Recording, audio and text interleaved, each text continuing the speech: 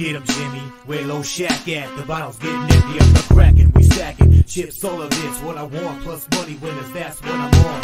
You can say I'm gone, I prefer elevated from sports radio. Time to get educated, who can produce? Fade the juice, letting loose with so much abuse that the bookies wanna call it truth. They get slaughtered, can't forget Jeff and low baggers in the chat. That's a lethal weapon, cause we need, pubbing.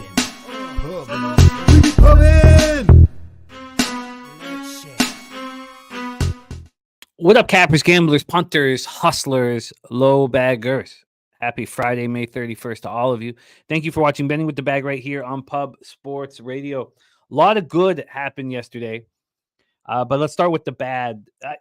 You know what? Before we get into the bad, let's shout out Nasty Nate. Nasty Nate's birthday. OG low bagger. The illest. Shout out to our guy, Nasty Nate, celebrating today. So let's start there. That's most important. Let's start there. Nasty Nate, happy birthday.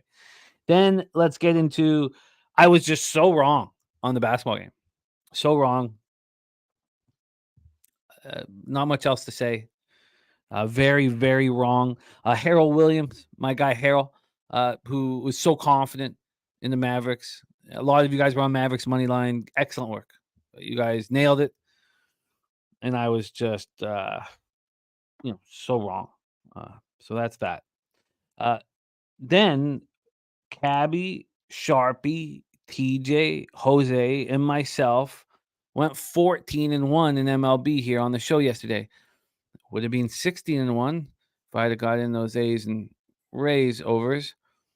But it's like letting a goal in from the other end of the rink. You'll save the next 99. I'll get the next 99 in. So that was upsetting. But 14-1 in MLB, and TJ has now given out 10 straight winners on our show in MLB. 10 straight winners. Daby Cab back in the black. Jose, I was the only one who gave out a loser. I went 4-1 yesterday. I was the one that spoiled the beautiful record. So that was important. We need it. We need to keep it going today. And I've moved on 6 bets on today's card. There's another one I almost made. And we'll get over to that. And yeah, it could become a waffle. Or I could move on it still at a worse price. We'll see how that bangs out. And then the Panthers did everything that I expected them to do, wanted them to do. It was funny. After the first period, I think they were being outshot 12-8. I remember, my mom's in house. My mom was like, did the Rangers outplay the Panthers in that period? Because it didn't feel like it. But the Panthers took over, right? They outshot the Rangers 15-1 at one point during the game. And we'll go over all the stats, but that felt real good. I got them live at plus 180, down 1-0. But I made a big bet. Probably the biggest live bet I've made. I would say it's the biggest live bet I've made. Huh. But like you guys, like we've been talking about nonstop on the show, betting live NHL, I was wondering what the juice on the 4.5 would be after the 0-0 first period. Now, I remember I told you guys that I wanted 1 goal to be scored, but I was like, what would the juice be on this? Probably really low. It was a 3.5 and minus 115. I couldn't believe my eyes. I couldn't believe my eyes. Now, I needed that Panthers empty netter to cash it. So it wasn't like a very relaxing casher, but hockey was very good to us. Baseball is very good to us, and basketball was very good to a lot of you, and slapped me right in the face. So it is what it is. It is what it is. A lot of winners in the chat. Jason Torres saying Ron Crawford spreadsheet dogs are fire. He should have cashed his spreadsheet dog yesterday. That was unfortunate. The A's. Yeah, he's on fire right now. Ronnie Crawford. There's so many cappers in our chat on fire right now. So it's great to see. Absolutely great to see. I love it. Viper NB in the house. Philadelphia -1. Cleveland -1.5. KC moneyline. Dodgers -1.5. And Milwaukee -1 locked in. Firing away today, says our guy Viper NB. Let's get that pop here right now under our MLB section. I love it. Also leading to Texas and Detroit, but waiting for breakdowns. I love it. Andrew says, "Oh yeah, I had to do it." Meh. The Mavs felt like a gut punch watching the Wolves lose like that. It did. I mean, I let go pretty quick. Moved over to the ice, and you just need to be right more than you're wrong. And we were right more than we were wrong yesterday. But I was very wrong. That's the one thing. I was thankful I didn't put in that parlay. Panthers, Wolves. And the thinking there was, I was like, well, all I need is one, and I'm in business. So I was like, I don't need to compound losses there. Gerald Jones in the house says, best bet Cleveland team total over 4.5. And dog of the day, San Francisco Giants plus 115. I like it. I'm very excited about that game late tonight. The Giants-Yankees game. It's going to be fun. It's going to be fun. 2 fireballers on. Marcus Stroh on the mound. Going to be fun. LJ and Hicks on the other side. LJ from H-Town. Luca the Don. Cash my 14-1 to win the West. Going on vacation. See you next Thursday for the finals. Yes, LJ from H-Town. We'll be breaking down game 1 of the NBA Finals on Thursday night. And we will be going live on Thursday night as well. Now, it is the Thursday before the Belmont. So it's going to be kind of tricky. I can't get too sauced up. I'm not sure how we're going to handle it. Because Saturday is a huge day here. Razor Sharp Picks and I will be hosting the Belmont Stakes special. I'm not going to call it Test of a Champion because it's not. It's at the Graveyard of Champions now. That's what we should talk about. It's switched over to Saratoga, and it's cut down to 1.25 miles, which upsets me. My dude in the house, Subhuman Gaucho. Subhuman Gaucho with another winner. Check out that Subhuman Gaucho play today NHL record. 33-27, plus 18.29 units. He's on Ben over a half point here. Ben over a half point. If anybody has any more information on Chris Tanev, I've been trying to get it. With no information, it means he's out. If they're not going to say anything, because they'd be bragging, saying, "Oh, he's fine, he's good to go." Smooth balls play of the day is Strosho over 4.5 Ks. There is Swiggy in the house, and the spreadsheet dog play of the day. What a monster! Ron Crawford just delivering here day after day in the chat. The Detroit Tigers. The Detroit Tigers at plus 135. There is Sammy Culmer in the house. Sammy, it's great to see you. Sammy, if you don't follow Sammy on X, you are leaving cash on the table. His star is shining right now, and love seeing him in the chat. Sammy, Morgan Spooner on Orioles -1, Guardians Nationals over 8. That's a tricky one. And Rangers -1. I can understand the look, though, Morgan. And we'll talk all about that here with Jose Bouquet and Daby Cab, of course, with best bets as well. Let's get this up here. Come on. Copy and paste that. Okay. Sorry. I just, you know how important it is to know everybody's action. Philly Eagle Flyer ready to go. Slats is great night in NHL. First 2-unit play this playoffs with Panthers money line. Neither team to 4 and the under. Tie was only loss on Stars Oilers. First period over 1.5. My dude says those Nationals, Jimmy. Yes, they were great. Slatsy says, hope you didn't wake the kids with those late Florida goals. I was actually, Slatsy, much louder earlier because I also had the first period. So that first post, I woke up the kids and got in trouble for it. I was very loud. The goal to tie it up, I knew that I couldn't scream, so I was just, I got up. I was all over the place. I was just, I was punching air. I was pumped up. The goal to make it 2-1 was so important. And Lundell, what a monster he was. I mean, that's when you know the team's locked in, is when they win. And where were the stars? Now you could say Sam Bennett is a star, and he was great. You could also say that Brad Treliving is an absolute ass clown. Shouldn't have a job in the NHL for how he handled the 4th overall pick, Sam Bennett. giving them away for squad ass. Zilch. Doug in the house. Swiggy says Gokster up 4.49 units off that Rangers game. Gokster running real nice.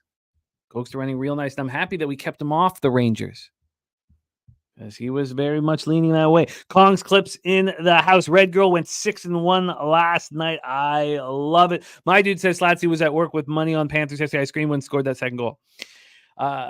Yeah, that was. I mean, look, if you're going to keep out shooting a team like that, and we'll go over all that here in our NHL breakdowns. Mike Wilkerson on the Twins money line. Truth Teller in the house. Great to see you, Truth Teller. JP Taylor ready to get to work. Great to see all you guys. The Odds Bunch. Sharpie 4-1 on the show.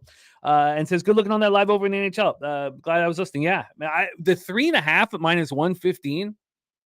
It was like a cartoon. My eyes shot out of my face. I was literally thinking, I was like, I wonder what the juice is. Because I thought the juice could be very low on the 4.5. And if it was a 3.5, shouldn't it have been -200? 3.5 at a pick'em? I mean, my eyes just, I couldn't believe what I was seeing. And we know what happens if one team's ahead and someone pulls their goal. I mean, there were 2 goals. This happens too often. Major Tom got 200 on the Panthers. I love that. Picks from Dave in the house. Thank you. Justin McKelvey got live over 4.5 and +105. Used a profit boost. Oh, nice. Nice. That you know what? I mean, I think we were all, anyone who bet that game live on the over, when the Rangers pulled their goalie with 2 minutes and 36 seconds left, I got up because I'm working. I'm prepping for today's show. I'm working, so I get up and I sit like, I'm like, oh, how did you not make this happen? Now, I've been there before where there has been no empty net goal scored in that 236, but I've also seen so often 2 goals scored in that 236. I was so happy, Justin. I'm so happy you got that 4.5. The 3.5 at no juice was nuts. Sean Pulliam in the house. Great to see you. Krista Hood says grab Panthers down 1 at +220. God, you guys are getting much better numbers than me. Twisted 24/7 is on Stars money line and the over 6. And Aces versus Stream. Aces win probability 72.8%, wins by 7.1 points. I love it. Thank you for that here. Kong's Clips also catching that 14-1 on the Mavericks. And a giant shout out to our razor sharp picks who long ago moved on the Dallas Mavericks. Big bet on them to win the chip. It's very, very, very exciting. All right. We have NJ Striker. Oh, you guys talking about the gallon under props. That was wild. But Daby Cab still cashed, So now the taint play today didn't because that was full game. That was tough luck. That's really, really tough luck. There's Nasty Nate. Happy birthday, Nate, in the house. I love it. We shouted you out right off the hop. Instead of getting into the negativity, how wrong I was in the basketball game, we went right to your birthday. Nasty Nate, OG low bagger. If you've ever had the chance to hang out with him, you'll know right away that he is a real one. And just a blessing that he's part of our squad, our crew. All right, Mavs win West at 7-1. I love it. And now you got the chip staring at you, Razor. Very, very exciting. Very, very, very exciting. Mr. Heat, Joe T says, easy Brewers first 5 full game money yesterday. I think that full game was a little sweatier than you lead on. But great job, Joe T. Great job. Jeffrey Moore, Panthers team total over 2.5. Juicy Casher says, now let's go Stars. I need this +22. Newkirk saying Sammy is a monster. He is that. And Subhuman Gaucho says the status of Tanev has me very, very worried. Yes, Justin McKelvey, your comments are being seen. Did I miss something from? No, you're right. They were not being seen. You don't have a comment. Oh, yeah, you had your stacks play today, Mountcastle, which I copied and pasted. Right, under baseball, right? I moved that to baseball. Let me just make sure the Mountcastle yeah, I got you, my man. So that I hope I said it. I meant to say it. I did copy and paste it. Derek Sutton says, think they said Tanev is in a walking boot. Yeah, he would have been put in one pretty immediately. I still want more. Jay Peasy in the house going 2-1, cashing his dog's bets. Great to see all you guys. Great to see all of you guys. So let's get to work. Shout out to all you guys for joining us. It's a big Friday here. Let's go after that cash. Joseph Gomez, has anyone found the Red Sox bats? Maybe the Wolves. We're busy trying to find them too. They both failed to show up. And Philly Eagle Flyer SGP Panthers plus 1.5 over 4.5. Same game parlay. So you must have loved that late goal. And my dude says a lot of money to be made on UFC tomorrow. Love Holland and Basil Hafez parlay tomorrow. Like Joe Selecki at plus 3.5, plus 180. Grappling match for show, says Selecki only needs to win one round. Great value. And we have our huge UFC show tomorrow night. And don't forget, the Locker Room Talk podcast is up. It's on our homepage.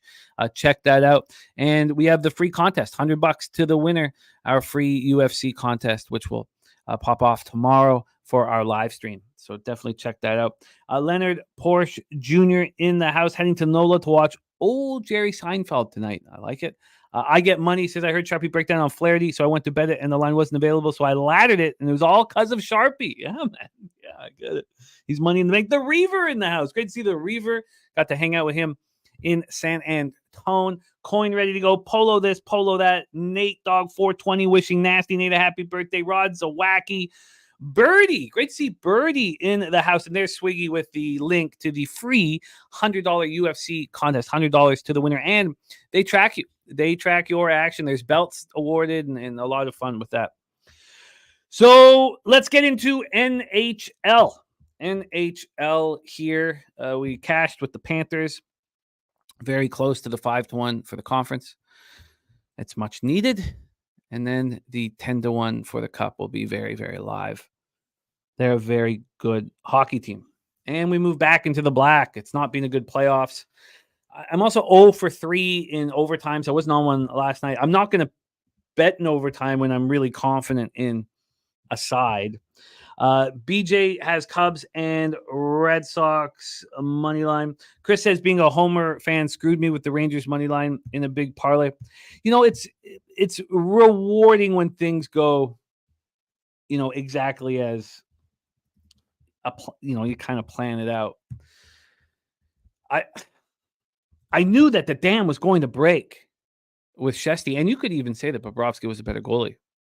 For the first time in the series, you could say that. So Bobrovsky gaining confidence. Twisted says Stars money line. Let's get into it right now. 8:30 p.m. We have the West final game 5. Dallas leading the series 2-1.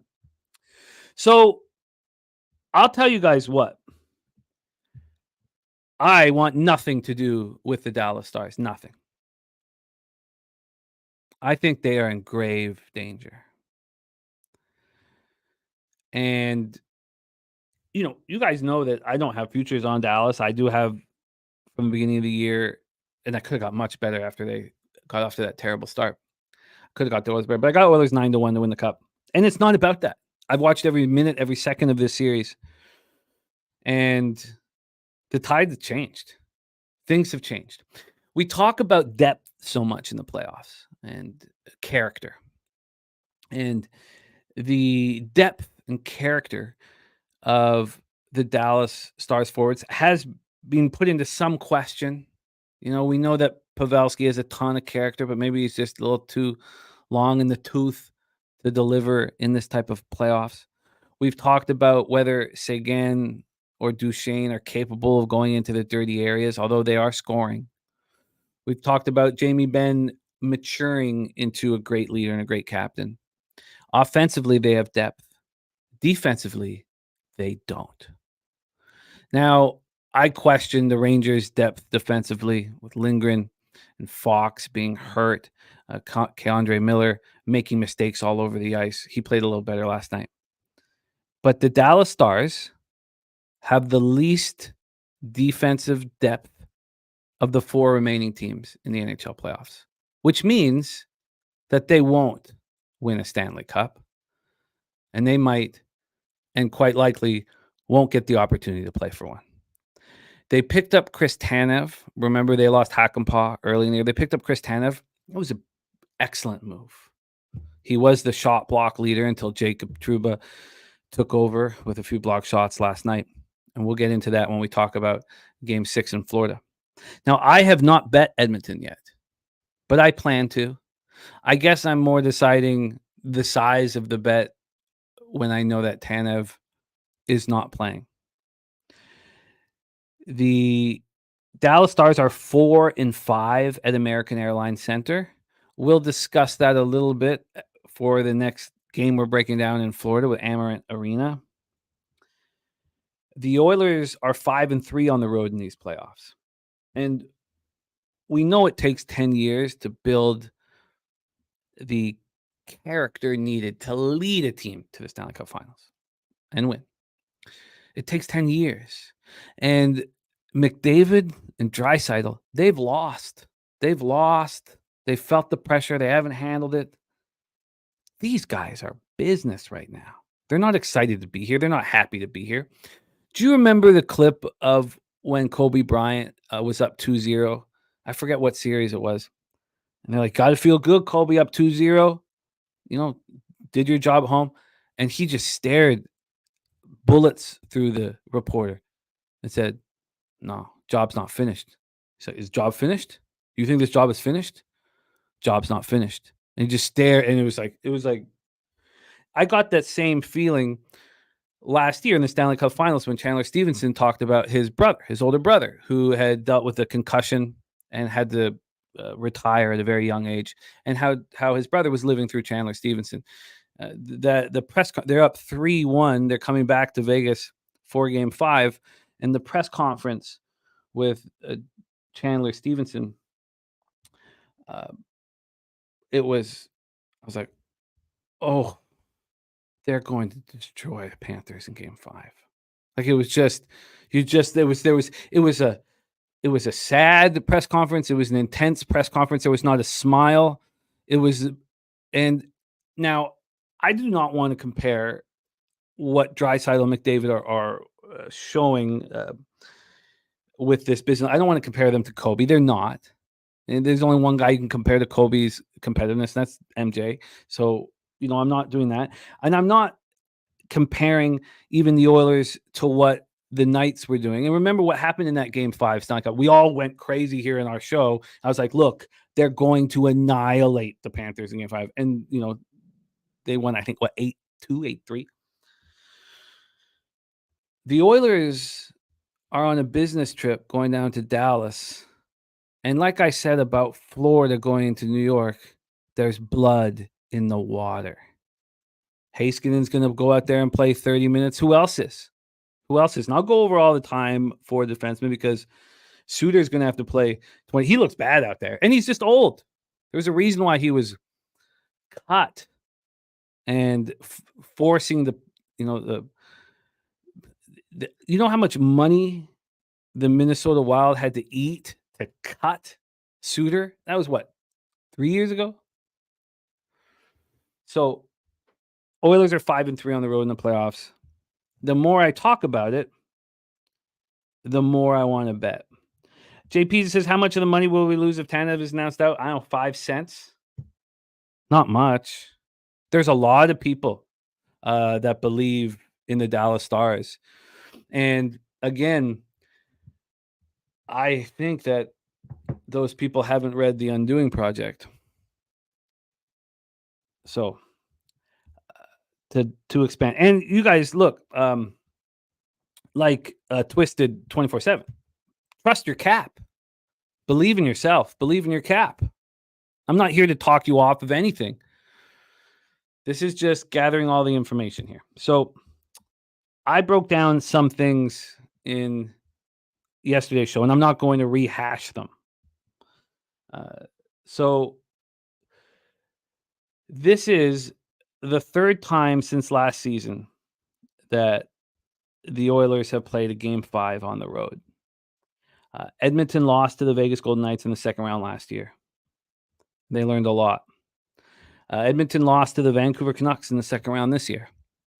So you could use that angle and say, look, this team isn't ready to go out and win a Game 5 in the playoffs on the road. And that could give you more confidence with your Dallas Stars action. And that's fair. That's fair. But the more I talk about this hockey game, the more I want to bet on the Oilers. There's blood in the water. So we talked about the hunter succeeding in the playoffs. And the hunted has rested on their laurels and let the other team come back into it, especially in this series. And that is tricky. That is tricky. But let's talk about the X's and O's of why the Oilers are ready to go. They killed their 23rd straight penalty in Game 4. Dallas is not able to score on special teams. We've seen what that's done to the Rangers series. Now, the Rangers have 6 shorthanded goals. The rest of the league has 8. So the Rangers are scoring shorthanded. Is Dallas scoring shorthanded? No, they're not. Now, they're capable of it. So, of what we talked about yesterday, we got some more information about Tanev. So, Tanev, we talked about playing 23-26 a game.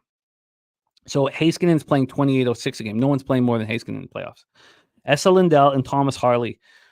Lindell's playing 24-54. Harley's playing 23-58. They don't want anybody else playing those numbers. They don't.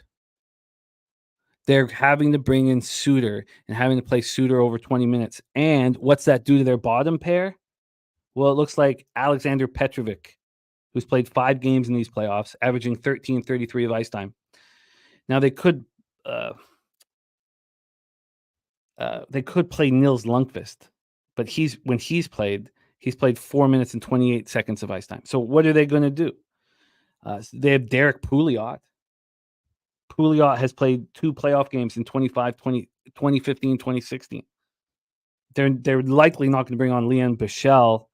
He has yet to play an NHL game. They're in big trouble.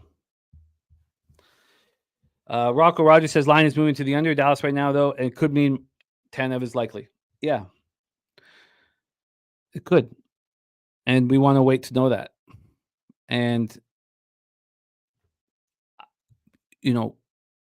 is Tanev, who left in a walking boot, is he going to be able to lead the game in blocked shots? Because that's what he has to do. So there you go. Some people just says the Oilers killed 23 straight. Yes, but I don't think the penalty kill is otherworldly. Well, let me say something about the penalty kill. Their number one penalty killer, Desharnais, they made him a healthy scratch last game. And everyone's like, what's going to happen to your penalty kill? The penalty kill has depth. And Matthias Ekholm is, if you were going to put together a defenseman in your head, it'd probably be Victor Hedman. And Matthias Ekholm is close to Hedman. Now, he's not Hedman. So there we go. I am, there's Clark Edge in the house. Razor sharp picks, first period over 1.5. He's been crushing these first period over 1.5. I'm not doing anything like that. And, I would, me, I lean to first period under 1.5, and it's my best ROI in the playoffs. I don't think I go there because I don't want to muddy anything up. Now I should have muddied things up a bit with the first period under in last night's game. That's fine. I'm going to be on the Edmonton Oilers. And now, after talking about all of this, I expect to be on the Edmonton Oilers regardless of Tanev playing or not. Picks for Dave says, does anyone think either of these teams beat Florida or the New York Rangers? Well, yeah, they could beat the New York Rangers. And they would probably be very, very slight favorites over the New York Rangers. Dallas would be a legit favorite, and Edmonton might be the tiniest or pick 'em. But neither of these teams can beat the Florida Panthers. That is West Final Game 5. I haven't bet yet. And if Dallas takes a 1-0 lead, we move on the Oilers. There you go. We move on to Saturday, June 1st, 8 p.m. East Final Game 6. Series is tied 2-2. Let's get into the line history. I was so excited about these breakdowns that I didn't even talk about the line history in that first game. I'm just so set for this game tonight, Friday night. But we have a giant game on Saturday. A lot of us made a lot of money on the Panthers in Game 5, and we're all licking our chops to catch our futures action on the Florida Panthers. So obviously, you guys know that I guess I have what's the right? I have a bias towards the Panthers in the series. They're better than the New York Rangers. Now, the better team doesn't always win. That's what makes sports fun. The Florida Panthers right now are at minus 168. That's where they opened this morning at Pinnacle at 8:09 a.m. It has not moved, and that's expensive. I would have to take them on the -1 line, which I may do. Here is the thought process for me in this hockey game. In Game 3 in Florida, I was on the over, and I was very bullish on the over. The first two games had been very, very low scoring. Things change, and when the Panthers are on the road, especially in a place like Madison Square Garden, after losing the Stanley Cup final, getting beaten badly in the Stanley Cup final, and having a taste of what it's like to succeed in the playoffs, they're all business. And they were all business in every game they played at Madison Square Garden. All those games have gone under. I think that the Rangers have to throw everything but the kitchen sink at the Panthers. I am betting the over in this hockey game. Now, we got plus 115 in Game 3 on the over. I could have got plus 120 or even plus 122 had I have waited. And I'm not sure what I'm going to do about waiting for this one. But I will be on the over pregame. And I will also have interest in the live over. And we all know how that works in elimination games when a team is up. I think the Rangers are going to take real risks. And the issue with the Rangers taking real risks is that their defense is beat up and K'Andre Miller makes bad decisions. So first off, I'm going to be on the over. Bobrovsky played very well against Shesty. And you could argue that he was the better goalie last night. Shesty is phenomenal. And there's nothing on Shesty. He is a phenomenal goaltender. This is the first time the Rangers have faced elimination in the playoffs this season. We watched the Panthers deal with this last year with aplomb. We haven't seen the Panthers, have to deal with that this year. And the Rangers are dealing with that. They were out shooting the Rangers badly. They were out chancing them badly. And they were giving away the puck much less. And I don't know if you guys read this, and I had to go look up how many times the Rangers gave the puck away. Florida gave the puck away one time last night. Can you imagine how locked in your hockey team has to be to give the puck away one time? The Rangers gave the puck away 12 times. The Rangers were making errors all over the ice. The Florida Panthers beat the Rangers. Where was Barkov or Reinhart or Verhaeghe on the score sheet? Where were these guys? Where were the snipers? Where was Tarasenko? When you're winning games without your snipers doing anything, it means that you are a monster. Now, I'm concerned that it's an Amarant Bank Arena, and that's why I like the over. I don't know if they're going to be able to play as sharp and as businesslike as they played on the road. Florida blocked 17 shots and gave the puck away one time. When you outshoot your opponent and you give the puck away once while the opposition gives away the puck 12 times, you're not going to lose those hockey games. You're not going to lose them. You're not going to lose them. Now, can they show that again here in Game 6 in Florida? Probably not. I mean, we talk about that in basketball. A team plays the cleanest game they ever played. They turned the ball over twice over 48 minutes. You're like, they're going to slip up. We saw that especially in the NIT. Remember in the finals of the NIT? But stay focused here. Gustav Forsling, Anton Lundell. These guys are playing out of their mind. That was Forsling's fourth goal of the playoffs. These are not the guys we talk about. And then Ekblad doesn't need to do anything offensively anymore with this team, with Montour and everybody else. All he has to do is block shots, be big, clear the front of the net, and that's what he's doing. Lundell was spectacular. Bobrovsky makes 25 saves. Sam Bennett was incredible. I mean, who's going to stop this hockey team? Now, Chris Kreider, Alexi Lafreniere are very good. Zibanejad was excellent. He was all over the ice. The Rangers have a ton of character. I mean, it's not like you're picking on some bad hockey team. No one's saying that that's going to happen. Kreider and Zibanejad were scoreless in the first 4 games of the series. That shorthanded goal was an absolute thing of beauty. Kreider's 8th goal of the playoffs, Rangers' 6th shorthanded goal that ties the postseason record set in 78-79. And that was the year before I was born. But the Rangers had to play the Habs in the Stanley Cup final. And that was the end of the Habs glory. That was it. Ended there. The Habs took care of them. Must have been a great series. I can imagine how exciting it would be for the New York fans to go up against, the Habs and the throw. That was 4 straight Stanley Cup. Was that when they went 5? Was that when they went 5 straight? So they're a great hockey team. But this Rangers power play, 11 for 35 against the Capitals and Hurricanes, 31.4%. In the regular season, they were 3rd at 26.4%. They're doing nothing. And the Panthers are scoring on the power play at a very, very high clip. So one final note on this.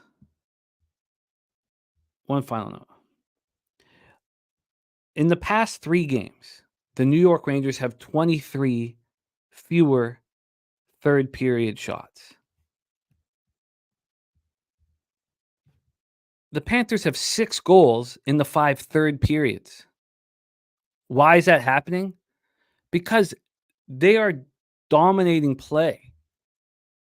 Now, when you go up against a team like the Rangers with Chris Kreider and Zibanejad and Panarin and Lafreniere, if they get opportunities, they're going to put it in the back of the net.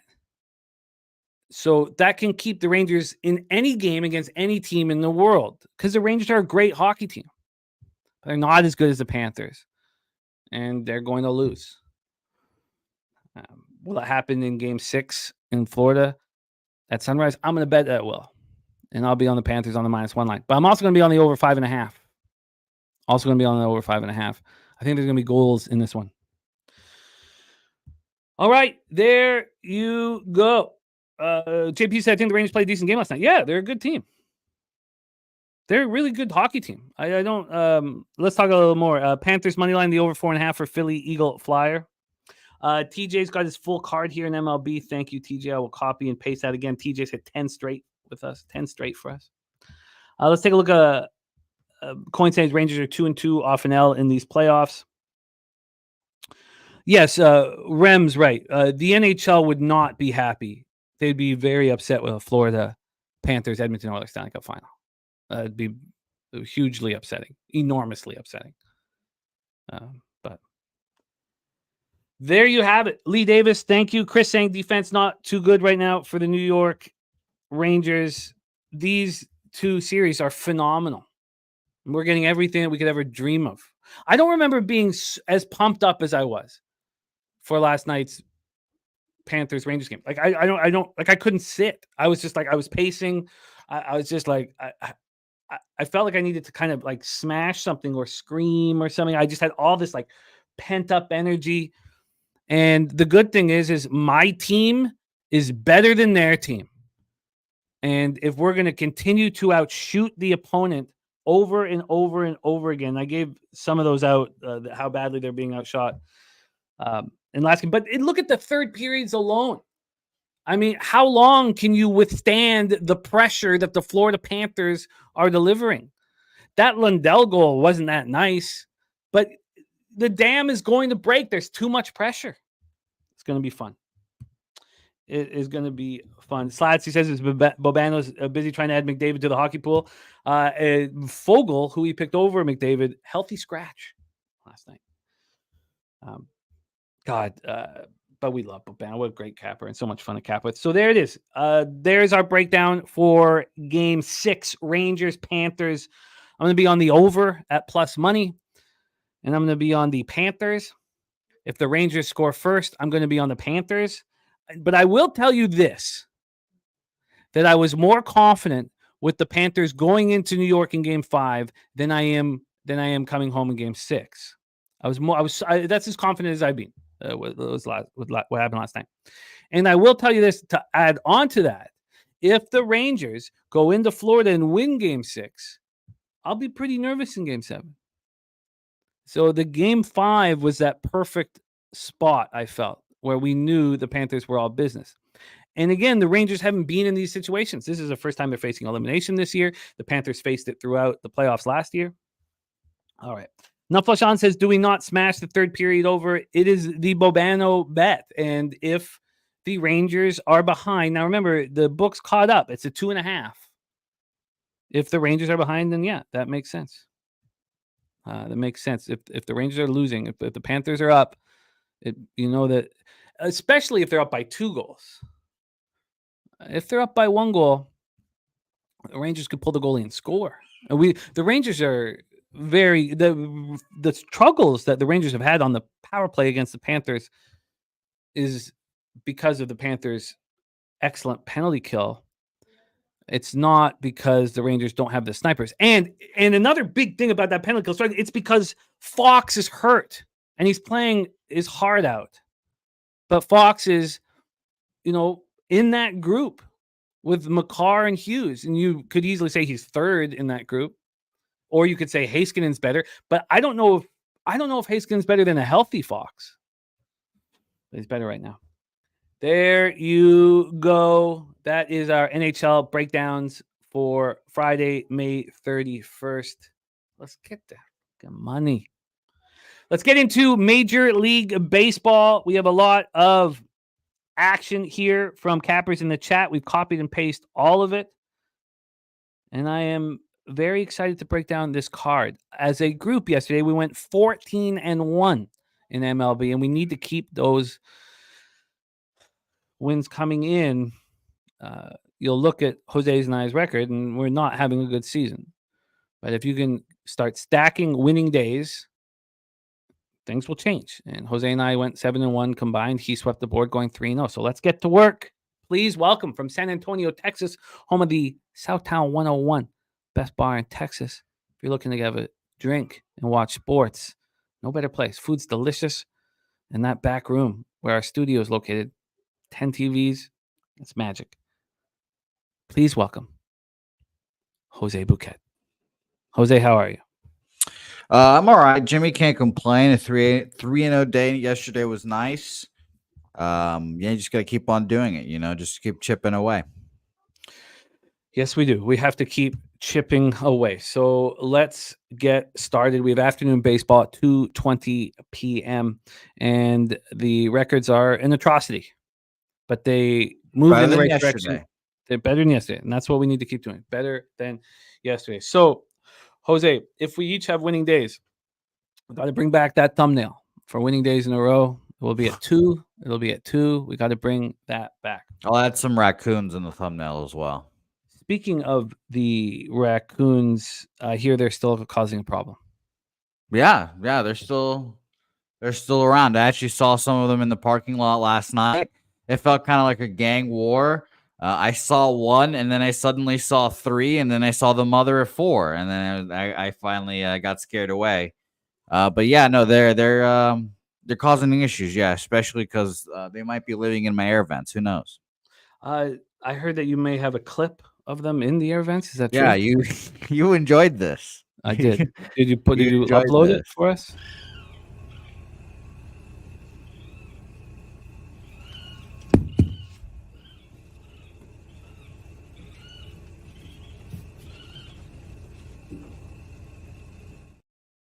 That's just like at nighttime. They all just fucking start making noise, and you just hear them just skittering around. And it was like, at first we thought, it was like, oh, it must be the neighbor's dog, and then it was like right on top of us, and it's like, oh, this is definitely not a dog. The soothing sounds of raccoons. It's very humorous. Very humorous. I had, in the worst house that I lived in with a bunch of comics, we had squirrels, and the squirrels would fight the mice. And there were huge squirrel fights above me every night. I hear huge squirrel fights. And I would love to hear that. That would be an interesting thing to hear. but raccoons is new. I like it. I like it. Yeah, you had pigeons. I have raccoons. Lucky Lefty coming off a huge day. It was one of the best days that we've had as a show, for sure. Morgan Spooner has his action. Cleveland, Washington over 7.5. Orioles -1, and the Rangers -1. And our guy Stimmy on the under and the Oilers tonight. I could see that coming to fruition. I do have interest in the under. I don't want to muddy anything up because I just want the Oilers, but maybe it would be Stars team total under. I'm going to put that down though, Stimmy, and think about it a little more. All right. JP Taylor said, I told you, Jose, that Nats first 5 is the beginning of the turnaround. And he says also embrace the Raccoons. They're good luck. Yeah, apparently. Who knows? They're right above me. It's great. Ram says Jose moved in San Antonio's version of Parkdale. I don't know. Apparently. I don't know about that. Can you see a crack house from your balcony? Multiple crack houses? No, just a high school, which, they obviously the kids, they go out back and then come to my apartment complex to smoke, but that's whatever at this point. I respect it. Yeah, that'll happen. That will happen. Let's get to work. Cincinnati Reds 24-32, 10-15 on the road. Chicago Cubs 28-29, 15-11 at home. I found so many of these games so interesting. I have moved on 6 bets. I'm excited. Dump your sack out before the show and show the world. I'm excited. I'm excited about what we did yesterday, and I want more. And I was very interested in this baseball game. Graham Ashcraft versus Javier Assad. Ashcraft's last 4 starts, he had to face Arizona back-to-back and then the Dodgers back-to-back. It's very, very difficult. I couldn't move on it, though, when I broke this game down. Let me just refresh the weather reports here. Of course, we have Daby Cab best bets as well. So you're going to be seeing Daby Cab. He is now back in the black where he belongs. Phillies, Cardinals, Rangers, Marlins, and Padres, Royals for Daby Cab. Reds, Cubs, 69 Fahrenheit, 11.1 miles per hour, right to left. It's very slightly in as the game goes on. Let's get into the line history and the cash flow for this one. On the cash flow front, we have, I'd never really thought about how upset the NHL will be if it's Florida, Edmonton. I mean, you could even use the word devastating. Nonplussed? Oh. Yeah, I couldn't think of a worst case scenario. Maybe Florida, maybe Arizona, Winnipeg, of course, but Arizona's not a team anymore. So maybe Florida, Winnipeg. I mean, I don't know if there's a worse. Will people care in Dallas? Yeah, more than they will that's in Sunrise. Yeah, Dallas is beginning to build as a hockey market. But all right, let's go here. We have the Cubs now at -134. They opened up at -145. So there's been a legit move towards the Cincinnati Reds, a real legit move towards the Cincinnati Reds. From a total side of things, this is an 8.5, and it's -120 to the over. This opened up at 8, went to 8.5, back to 8. Now it's at 8.5, and it got up to 9. It moved to 9 at 9:51 a.m. It was at 9 until 25 minutes ago. 20 minutes ago. 20 minutes ago, it moves back to 8.5. So we've had 11 cents of movement to the over. So we've had a move to the over and a move to the Cincinnati Reds. The over has 98% of tickets, 98% of cash. The Reds, where this line is moving towards, it just moved. It just had a big jump. So we have 12,354 tickets in. So we had a big jump. So this is great. So when I started this, it had 21% of the tickets and 4% of the cash. Now it has 23% of the tickets and 13% of the cash. So now you can start seeing why this money is moving towards the Cincinnati Reds. There is some sharp action for you. Birthday pick is 1,000% Cubbies for Nasty Nate. Gonna need birthday picks from everybody in the chat. My dude says Javier Assad deals today. Chase J says, is Edmonton not a big market? No, Edmonton's a tiny market. You can add Calgary to it to make it a little bit less tiny. But it's so Canada all of Canada won't be watching Edmonton. No, I mean, I think Canada would be watching, as some of Canada. But I mean, imagine if it was like Toronto or Montreal or something like that, or even Yeah. Vancouver. I mean, some of Canada will be watching. I thought Connor McDavid would get the people going. And Sammy's moving to Delta on Saturday. Wow, that's a huge move, Sammy. Moving to the West. Wow, that's exciting, man. Wow. New project. TJ says that he is interested in the under here. Also, Cincinnati first 5 under. So TJ, it's believing Javier Assad. So let's go through these pitchers. First, we'll start with Ashcraft. 4-3, 4.67 ERA, 1.44 WHIP, 54 innings, 43 Ks, 19 walks, 8 homers. As I said, the last 4 starts, that's very difficult. Diamondbacks back-to-back, Dodgers back-to-back. On the road, he's been very good for whatever reason. You get him out of Cincy, and he's been firing 1-2, but 2.73 ERA, 242 opponents batting average. Javier Assad has been lights out at home. Absolutely incredible at home. 2-0, 1.33 ERA, 196 opponents batting average. Now his K to walk ratio a little messed up, 21-13. Cubs bullpen is a problem. Reds bullpen's been quite good, and neither team is able to hit righties. 213, 648 for the Reds, and 223, 674 for the Cubs. Because we're moving on to June 1st, that's when I switch up my stats. So starting on Tuesday, I will only be talking about May 1st and on stats for both the bullpens and the sticks. So we'll be doing that. Jose, take it away. I can understand saying, look, I don't care what's happening to the market. I'm on Javier Assad. He delivers at home. I can't do that. And I can't say I think Ashcraft's going to pitch much better here. The market's telling us he's going to pitch much better. I mean, we said Andrew Getty. Is that how you pronounce it? Andrew Getty. We said the market was telling us he was going to pitch a great game. He cashed us the under. For a lot of people, he cashed the Astros too. It just doesn't correlate for me enough right now. So take it away, Jose. Reds, Cubs. Yeah, it doesn't correlate for me either. I stay off here, but I lean Reds in the under though. For sure. I just don't know. I don't know what to make of the Cubs, honestly.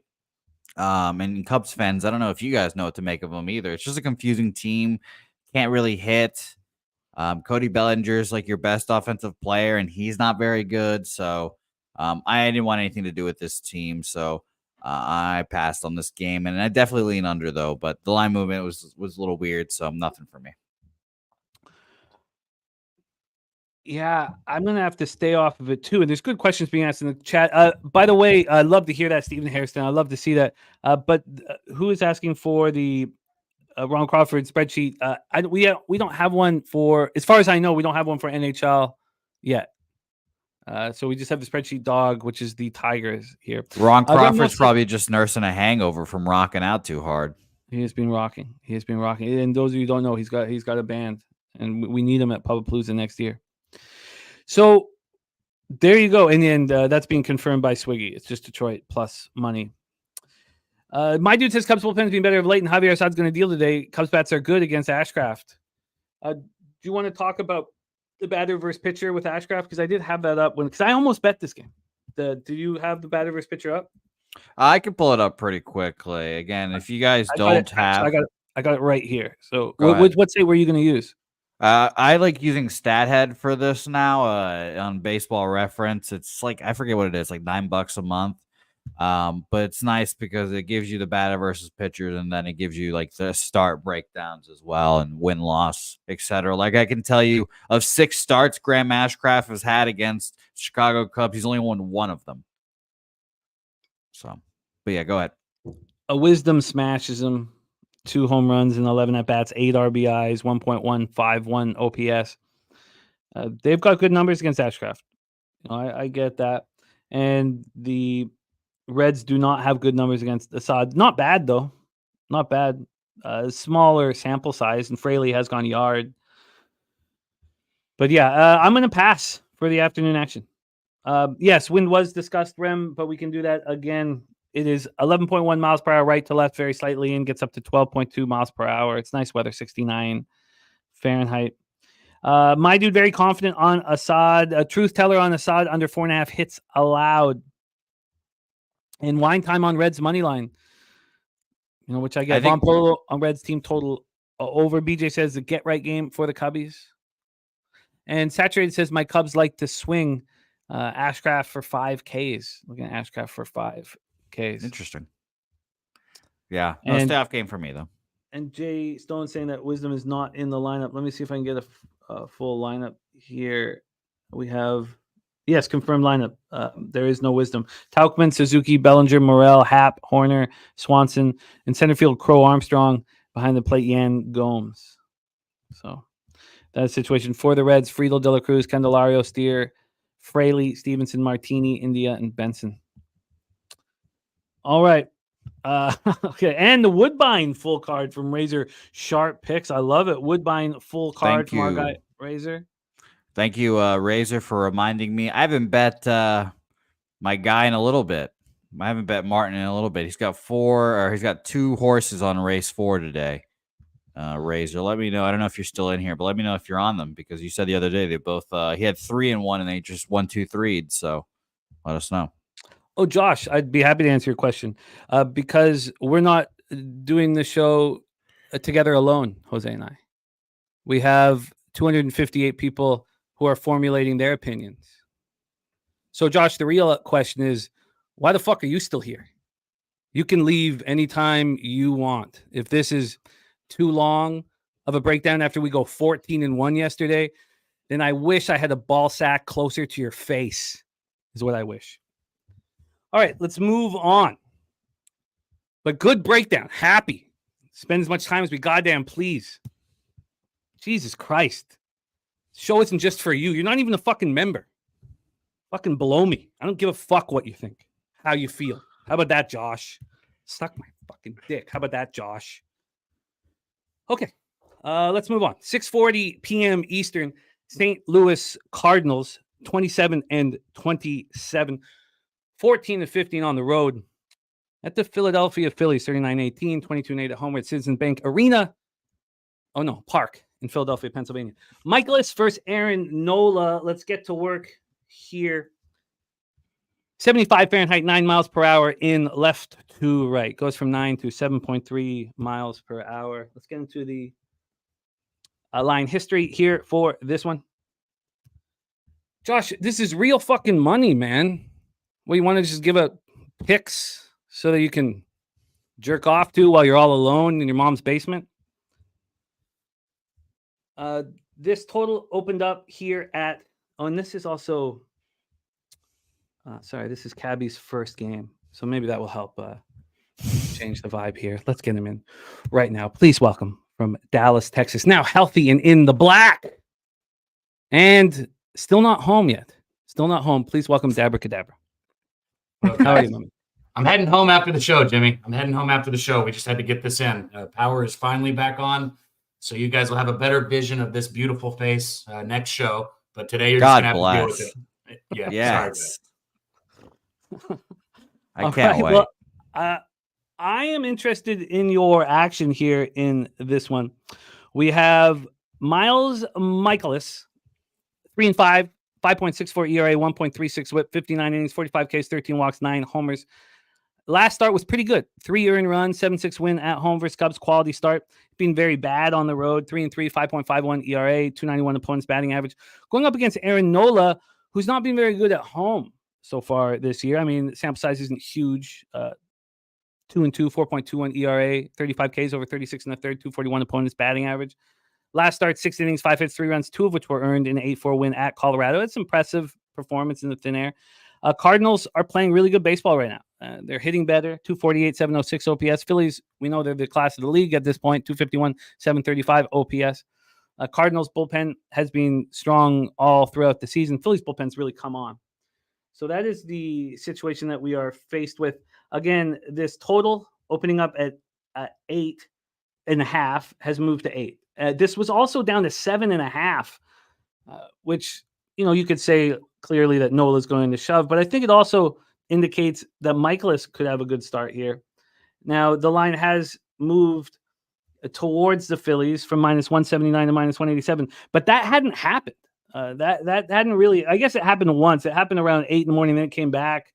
This was not moving really towards the Phillies until about an hour ago. So we'll get into the cash flow then for this spot. 74% of tickets, 73% cash on the under. We saw it drop all the way down to 7.5. You have 90% of tickets and 94% of cash on Aaron Nola here. Daby Cab, take it away. Best bet time. So our guy Clark Edge said, let me guess Phillies team total for the cap. You want to know something, Jimmy? So I went over this yesterday. I went through all my bets on the season. I bet on the Phillies 14 times this year. Well, I shouldn't say on the Phillies. The 2 of them were first 5 totals, but I've had 14 bets on Phillies games this year. I haven't lost a game yet with them. Obviously, people can say, oh, I just jinxed it. I don't believe in that shit. It don't matter. It is what it is. But I bet on the Phillies 14 times this year, and I haven't lost a bet on them. So the Phillies have just been an absolute moneymaker for me this year, and I appreciate the hell out of them for it. And I've been taking team totals with them. And, it works when you take a team total with the best offense in baseball, right? I've been riding team totals with the Phillies, and they are the best offense in baseball right now. They're 4th in hits. They're 6th in home runs. They just have firepower throughout the entire lineup. And, I know you got Aaron Nola on the mound here. He's been dependable for the Phillies this year. 6-2 with the 3 ERA, 3.04 ERA, 65 strikeouts. Yeah, I love it. I love Nola. I trust Nola, and I understand taking the Phillies run line here. But with the total sitting at 8, you can get a 4.5 at plus money for the Phillies team total. And that's what I did. I'm not going to overthink it. Miles Mikolas has a 3-5 record on the season with a 5.64 ERA, only 45 strikeouts, and he's given up 9 bombs. So he's prone to give up the home run. He doesn't have a ton of strikeouts for how many innings he's pitched. And I think the Phillies are just going to get to him. I think they get to him early. I think they get to him often. So I like the Phillies team total. One bet that I'm very close to making on this game as well would be Bryce Harper team total over 1.5. He is 5 for 16. Let me pull that back up. 5 for 16 off Mikolas. 5 for 18 off Mikolas. And Bryce Harper coming off a day off. His numbers are just stellar this year. So I'm going to be on the Phillies team total over 4.5. I'm leaning on Bryce Harper over 1.5 bases right now. And to hammer that home here, I just did a quick look at your spreadsheet. You are 7-0 here on the show in Phillies picks. So obviously I'm thinking of a new thumbnail for this. You're going to start rolling like that with a team. We're going to want to know about it. True teller on Nola to win. And I'm a gamble till I die from our guy Lit Picks is Phillies first 5 run line. So, Cab, did you tweet this out? Yes. Yeah, I did. I tweeted this out earlier. Hold on. I'm going to pull it up. Okay. Phillies team total over 4.5. DC Capper on Phillies minus 1.5 at plus 120. While you're pulling it up, let's hear what Jose has to say about this spot. Cardinals, Phillies. I'm not on anything here, but I will back up Daby Cab's claim. Best team total teams this year thus far. The Philadelphia Phillies, 39 overs, 18 unders, 18.7 units to the over. That is the best team in baseball there. Second best, for those wondering, the Cleveland Guardians, 34-22, up 9 units. Next, the Los Angeles Angels, of all people, 6.65 units, and the Baltimore Orioles right there next, 5.10 units, 31-23. So I love it. So what was the juice on the Phillies team total? I got plus 104 on this. It looks like it's moved to minus 104, but I did tweet it out. Perfect. Plus 104 is golden. So Phillies team total over 4.5. Plus 104 plus money spot for Daby Cab. And then was it a home run or over 1.5 bases for Harper that you really need to? Over 1.5 bases. And when I looked earlier, it was plus money. And having Harper at over 1.5 bases plus money when he's 5 for 18 off of Mikolas. And I said it earlier, Mikolas is one of those guys. He doesn't have overpowering stuff. He's already given up 9 home runs on the season. I very likely will bet this Harper over 1.5 bases before game time today. Let's see. It is total bases plus even money at plus 102, even money, depending on where you look. All right. Daby Cab locked in. We'll see. So if you do make that official, tag me so that I know that it's official for your record keeping. And we will see you back here for Rangers Marlins You have Rangers, Marlins. I doubled up on that game, so that's a cab game. And then your last game is the Padres game. Is that right? Yes. I've got a bet in the Rangers game. Padres game I haven't bet, but we could still break it down because I'll probably get there with it. Okay, cool. Well, I've doubled up on that game too, so let's get you back for. I think we kind of align too, so that'll be a good one. All right, so Daby Cab on the board. We need him to climb. First capper to go over 60% in any sport. Weekly capper did that last year in college basketball, and he's now in the black in MLB. And Jose and I are trying to follow suit. Jose, let's roll. Next up for us, 7:05 p.m. Eastern, Tampa Bay Rays 28-29, 11-11 on the road at the Baltimore Orioles, 35-19, 19-11 at home, Camden Yards in Baltimore, Maryland. Let's take a look at the weather here in Charm City, home of our guy Von Polo and his sweet family. 73 Fahrenheit, 8.4 miles per hour in left to right, gets down to 6.2 miles per hour. Let's get into the line history here for this spot. Orioles at home to the Rays. I spent a lot of time looking at this game. So the Orioles right now open up at minus 141. They're now minus 135. From a total perspective, we're sitting here at 8.5. It opened up at 8.5.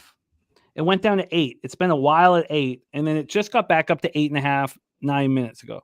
So it's an 8.5 juice to the under. So we still had 13 cents of movement to the under, despite them showing the over here. Despite it being back at 8.5. Line time on the under 8 in this one, and Nate Dogg on Baltimore money line and Suarez K's. Ricardo Morel and Painter Life also on the Orioles.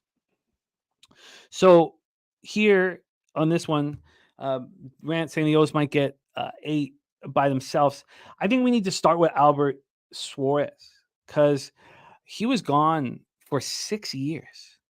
And I love these stories. 6 years. So his last time he was pitching in the show, September 26, 2017. And he is back. So he played in Venezuela, AAA, Japan, Korea, and then back in Venezuela once again. And then the Orioles gave him a minor league deal last September. So 34 years old. By the way, I was reading that that's not the longest gap between big league appearances. It's Paul Schreiber. Paul Schreiber had a 22-year gap from 1923 to 1945. Yankees were short on players due to World War II. They brought back old Schreiber. So, and also Robert Suarez is his younger brother, who's the closer for the Padres. So he's earned his way back to pitch here. He's coming off a 5-3 win of the White Sox, 4 innings, 2 hits, no earned runs, 3 Ks, 2 walks. Now he's getting the opportunity to start. Going up against Aaron Savali. Savali, 5.72 ERA, 1.34 whip. Nice to see you, Bertie. That's great to see you, buddy. Last start, 5 innings, 4 hits, 2 earned runs, 1 homer, 5 Ks, 1 walk, and 7-4 loss at home versus the Royals. On the road, he's been horrific. I mean, he's been so bad since he got picked up off the Tribe. 1-2, 7.40 ERA on the road, 21 Ks, 10 walks, and 24 and a third, 301 opponent's batting average. Now, the Orioles are hitting 233, 710 OPS versus righties, not too much. Rays 228, 655 OPS. And then the Rays bullpen's been so much better of late, so much better. So I was surprised that the market moved towards the Rays. I wanted to back Suarez. I wanted a reason to back Suarez. And a lot of you guys will say that you should keep it simple, you know, like you guys are talking about in the chat, and I understand that. And you guys are saying, you know, Orioles are going to roll. But Andrew Getty had a 7 ERA, and the market told us yesterday that he was going to pitch well. And what did he go out and do? He was spectacular. And I'm not against you guys keeping it simple. I'm not against you guys focusing on, look, I've got a much better team in the Baltimore Orioles. I have a Rays team that's traveling. I just don't want to do it. The market really concerns me. And the market is telling us that Savali's going to pitch well. Maybe that's not going to be enough. Jose, take it away. Yeah, I struggled in this game as well. I probably lean under. JP Pateler asking about team total ranks. I believe they are 1, 2, 3, fourth there. Fourth, 5.110 units there. So make that note of whatever you will. But I've gone back and forth with old Aaron Savali and the Rays. I think they're just not a good baseball team, so I'd probably just stay off. No, shout out to Stacks play of the day with Mountcastle. Jimmy, I looked up again. Shout out to RotoWire. You can see like the best there. I guess batter versus pitcher for everyone in the league, all in one place, and for those probables today. And Mountcastle has the highest OPS against a Savali, and he's the highest today against any pitcher, 2.8. Now that is buoyed by 6 plate appearances, 5 hits, 2 home runs, 5 RBIs there. So I'm going to start kind of quietly keeping track of, base props that I would bet. And shout out to Stacks today would be that one, I guess. But I'm not going to move on anything on this game. I do lean under as well here with, like you mentioned, 75% of the bets, 79% of the money on the under. It's going back up. So I guess wait until it gets to 8.5 and then bet it there. But not enough for me to move on it officially. So no action here yet. TC Capper liking the Orioles. Swiggy saying Baltimore batting numbers getting way better in the last 15 days than the past 30. So they are turning it around. Christopher Tatum says Rays played a lot of innings yesterday. That's true. I just want everything to correlate. It just makes me feel much more comfortable here. And Tim Earl has been betting the Orioles every day on the run line and on the money line. He's been very successful with it. I'm going to stay off of it. But good luck to those of you who are on it. Let's move on to Pirates Blue Jays, Jose, 7:07 p.m. Eastern. So, it was supposed to be Bailey Falter pitching, but we knew early that the books were not, signaling that he was going to be pitching. RotoWire still has Bailey Falter, but he must not be pitching. Yeah. Which makes this very, very difficult here. Jose Barrios on the bump. He's been very consistent and very good. 5-4, 2.94 ERA, 1.10 WHIP. Last start at the Tigers was a thing of beauty. 7 innings, 7 hits, 2 earned runs, 1 homer, 5 Ks, no walks. It was a 2-1 loss. At home, he's just been lights out. I mean, we're 26 2/3, 3-1, 1.69 ERA, 22 K, 6 walks, 204 opponents batting average. At this point, I don't know why we wouldn't just back the Jays. The question is, how can you keep the VIG down? I don't think anybody. I think it's probably best to bet them against question mark than to wait and see who will be pitching. I bet you the line will move towards the Jays as soon as they announce somebody. Yeah, there's not anyone that the Pirates have that I assume will make the line move in their favor. There's been a 13-cent move towards the Jays. I think the Jays should be bet right this second. And I didn't realize this until I started talking it out loud. I really do. I think they should be moved on right away if your book is allowing you to move on it. At this point, there is 5,000 tickets in. 84% of tickets, 77% of cash on the Jays, 67 and 65 on the over. Barrios is just delivering right now. I mean, I don't understand why. Take it away, Jose. I'd love to hear your thoughts. Yeah, I stayed off this game, obviously. Don't really have the option to bet it. If it was Falter, and he's not been awful this year. He's been pretty solid. He's been like their number 3 starter behind Jones and Skeens probably. But at the end of the day, it's just a lack of a trust in the Blue Jays offense. And I still don't trust their bullpen. I've never been a fan of the not Eric Swanson, Jordan Romano experience. So I stay off. I mean, at least you got some nice new jerseys that I kind of like. So the hats are cool. I like the skyline and the brim, but no action for me. Truth Teller says BetOnline has listed Bailey Falter.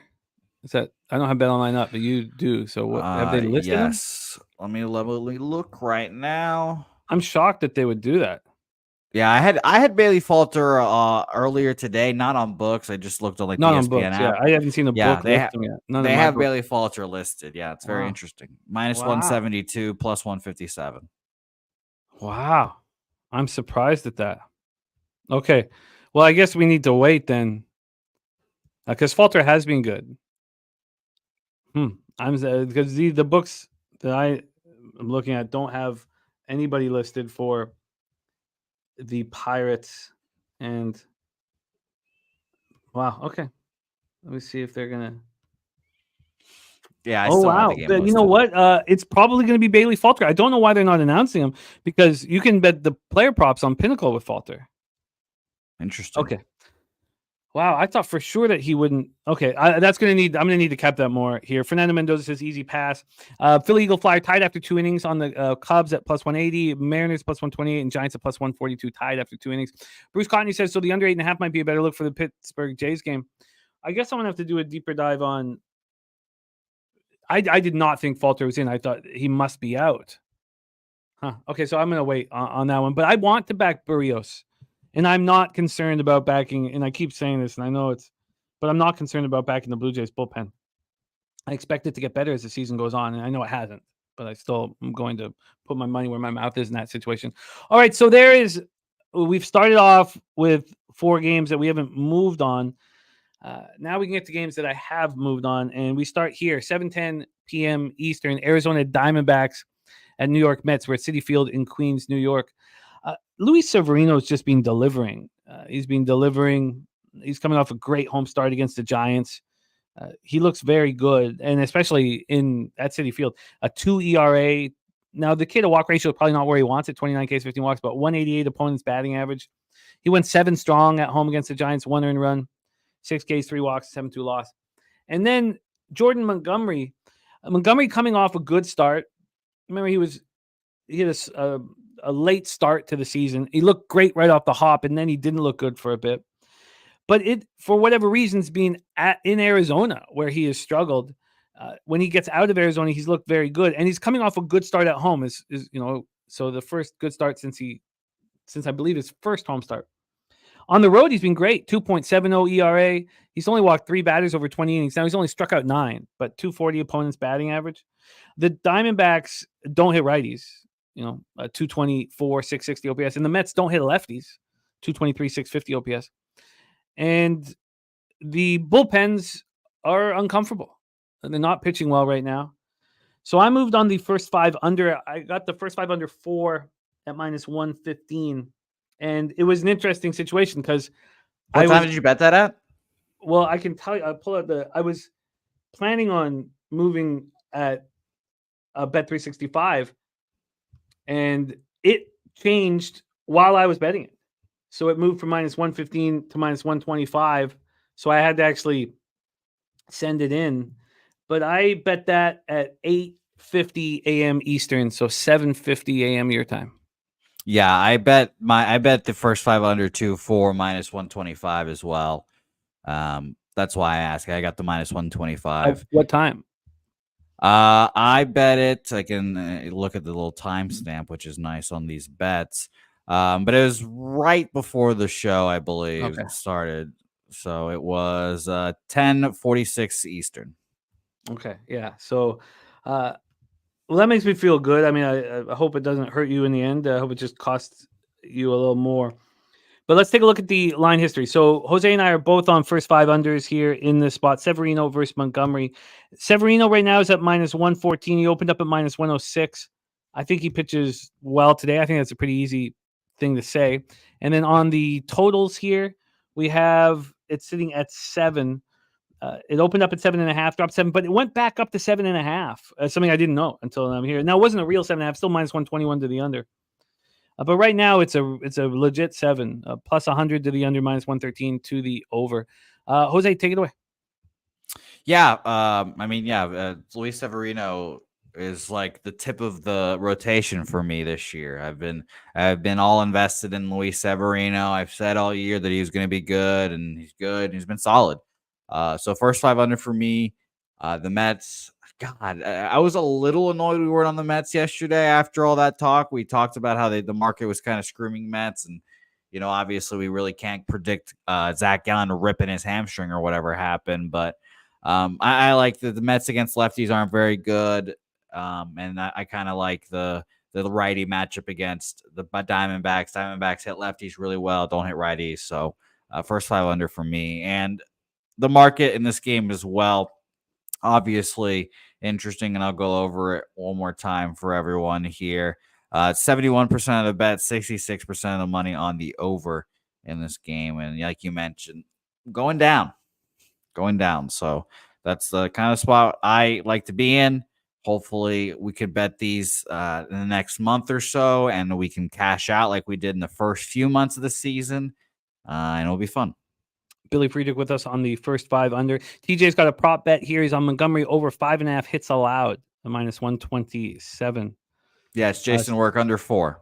And this is, by the way, I looked, actually, I was looking during your breakdown, Philly Eagle Flyer. I looked at all 3 of my books to see if I could bet that tied after 2, because this would be a great tied after 2 spot here. Philly Eagle Flyer. I don't know what kind of odds you're getting for this, but I would like it in this one. Jordan Montgomery over 5.5 hits allowed, -131 at Penny. Yeah, and by the way, for people betting JD Martinez props, he went 4 for 4 yesterday. So, again, it's kind of tough to back someone after going 4 for 4, but he's been on fire recently, it seems. So shout out to JD Martinez. Rogue Energy says Mets aren't good, period. Says the -110 with them I cannot and will not ever bet. So he says, give me the former Yankee. Now they're both former Yankees, but I hear what you're saying. We're there. We've moved. First 5 under 4 for both Jose and I and Billy Friedrich. Stephen Harrison looking at the under. Morgan Spooner says Montgomery will have to go 5 minimum today, no matter how bad he pitches. D-back's pen is taxed. So let's roll. Next up for us is 7:10 p.m. Eastern. Detroit Tigers 28-28, 14-13 on the road at the Boston Red Sox. 28-29, 11-16 at home. We're at Fenway Park in Boston, Massachusetts. And don't forget, we have our horse race to close out the show today. Who was the winner yesterday? Lil Domo. Lil Domo won it yesterday. Nice. Yeah, Lil Lil Domo won it yesterday. Lil Domo. Nice, yeah, it took me a second there to remember. And by the way, good note here by Mark D'Aquila here. The Mets sent down Christian Scott today, which I thought was very interesting. And they sent down Brett Beatty. I think they sent him. I don't know if they sent him like single A or what, but they sent him down as well. Wow. I mean, he wasn't even like on the roster, I think. So Mets are doing some interesting stuff over there as well. I think they're trying to do the whole, you know what, our culture's bad. Let's just fucking shake it all up. And I do have to kind of root for the Mets because their manager is from Venezuela. And I think that's only the second. So shout out to him. Oh, for sure. Truth Teller here is on Hauk to record a win. Nasty Nate, I'm thinking it's the Oilers. It is. That's your birthday pick. That was very random. You just pulled that out. Was that just I've been trying because there's baseball spots I might like more. So, but the more I think about that spot, the more bullish I'm becoming. But Tigers, Red Sox here. Kenta Maeda. So, out for 2 weeks with an illness. Do you believe that? No, no, I don't. Now, I need to see if some beat writers have tweeted out like, oh, KBO or Kenta's back. He's lost 15 pounds from his illness. I'll believe it then. If he's coming back looking fucking exactly the same, no, he just fucking took 2 weeks to rest his arm or whatever because the dude, like I say, is almost in the KBO. Joe. Okay. Nate asked about those looks. We can go back whenever you want, Joe.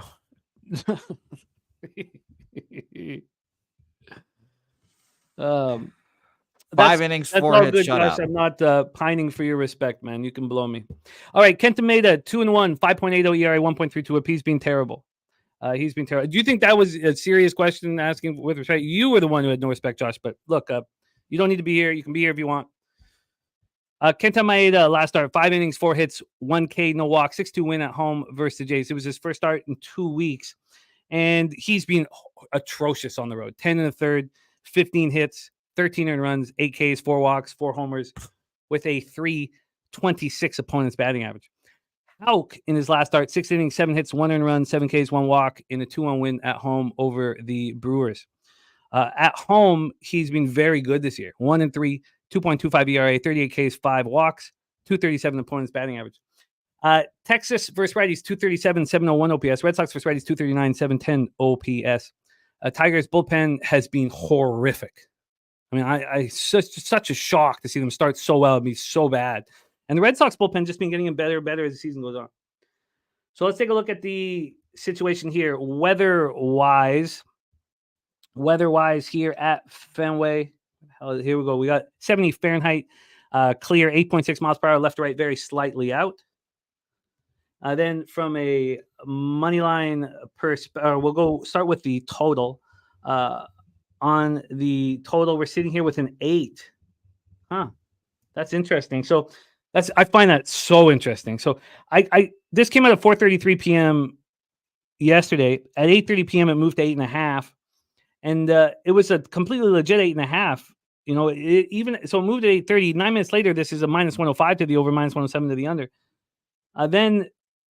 And that's, that I stopped looking at it when it was -102 to the over, -111 to the under. I thought, it's just moving to the over. And now it's moved to the under. So we've actually had 4 cents of movement to the under. I'm really bad with Kenta Maeda. I just can't seem to figure him out. When I think he's going to get torched, he pitches excellent. When he looks awful, when I think he's, when I trust him, he looks terrible. But he took 2 weeks off and he came back and pitched well at home. Can he do it here? When we get to the cash flow for this one, we have 64% of tickets and 51% of cash on the over. So 36 and 49 are on the under. And also 20% of the tickets and 66% of cash is on the Tigers. So all of a sudden, the market is telling us that Houck is going to pitch well here. And there is, TJ says, under all day. Maeda will be fine against the poor Boston defense. And I forgot that was one of your looks, and you got it at 8.5. You weren't afraid to go up against the market move. Very, very, very interesting. I just want to see what this money line has done quickly one more time here. I'm not sure if I did it. I think I just went right to the total. From a money line standpoint, Boston's at -161. They opened up at -141. So even though the bigger bets have been placed on the Tigers, this is a 20-cent move towards the Red Sox. Take it away for us here, Jose. Tigers, Red Sox. Yeah, so Tanner Houck has obviously and arguably been one of the best pitchers in baseball this year. He's just been phenomenal. He'll get Cy Young votes this year if he keeps pitching like this. But I don't think today's his day.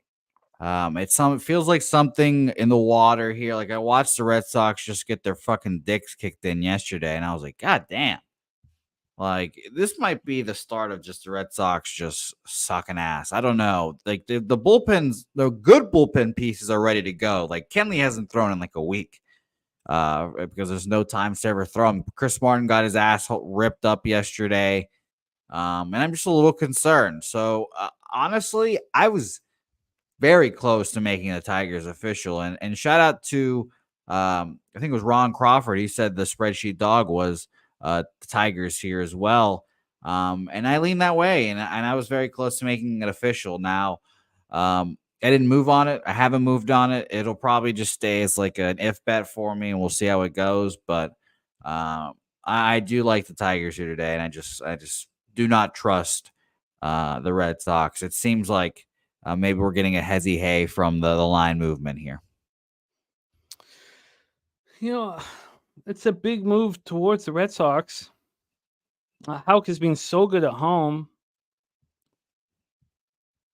I can see everyone wanting the under. That makes sense to me. But I'm not on it either, obviously. Jason Work got the Red Sox -1.5. Spreadsheet dog that is 10-5 plus 9.52 units is the Detroit Tigers here at +135. Justin McKelvey, you are right. Let's give our love to Mr. Ron Crawford.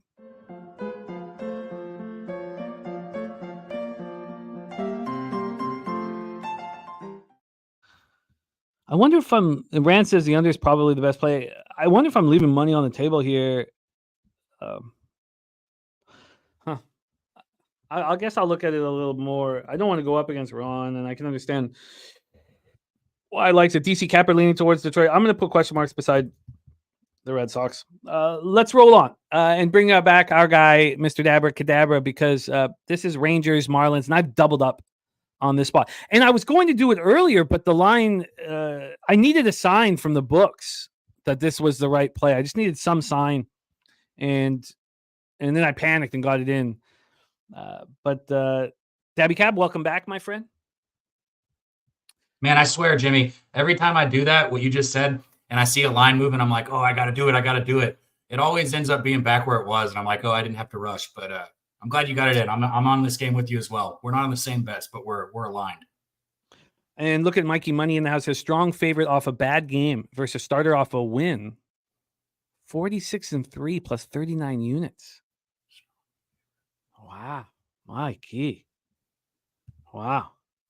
Wild.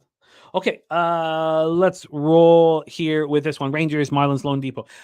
Jose Urena has been really good this year, and it's impossible for me to believe it.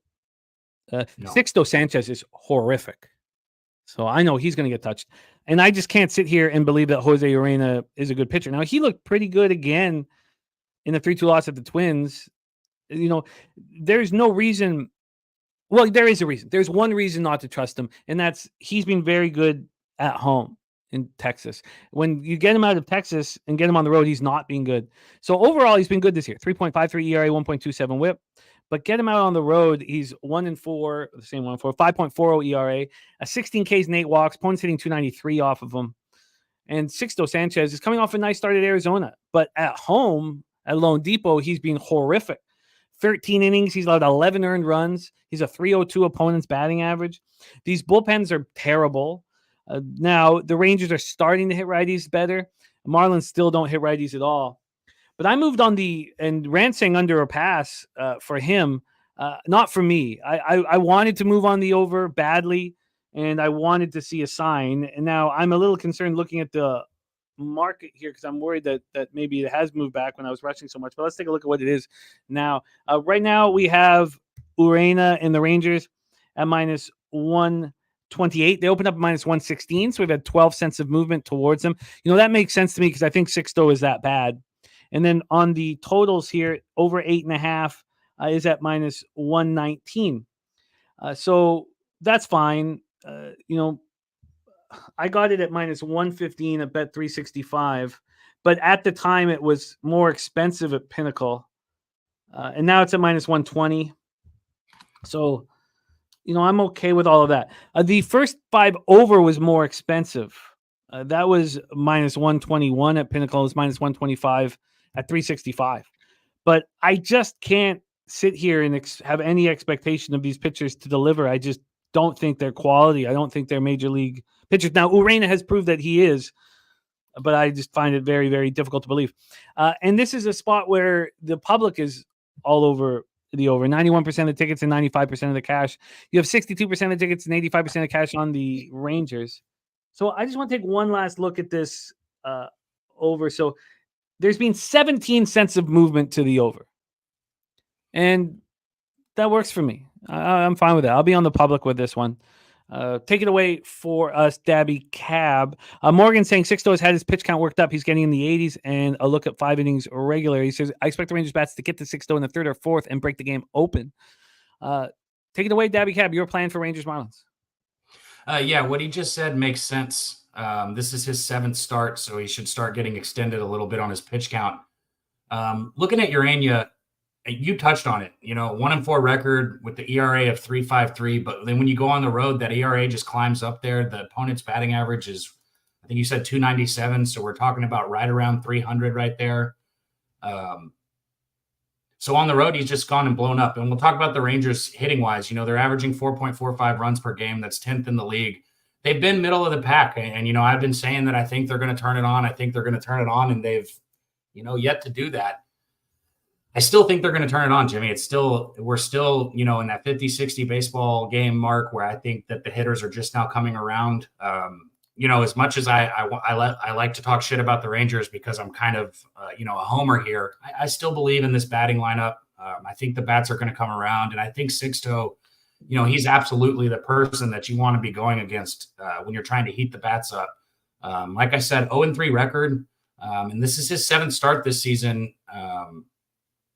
And he's been more vulnerable at home than he has on the road. So most pitchers are more comfortable at home. Sixto at home, his ERA climbs up to 7.62, and opponents are hitting over 300.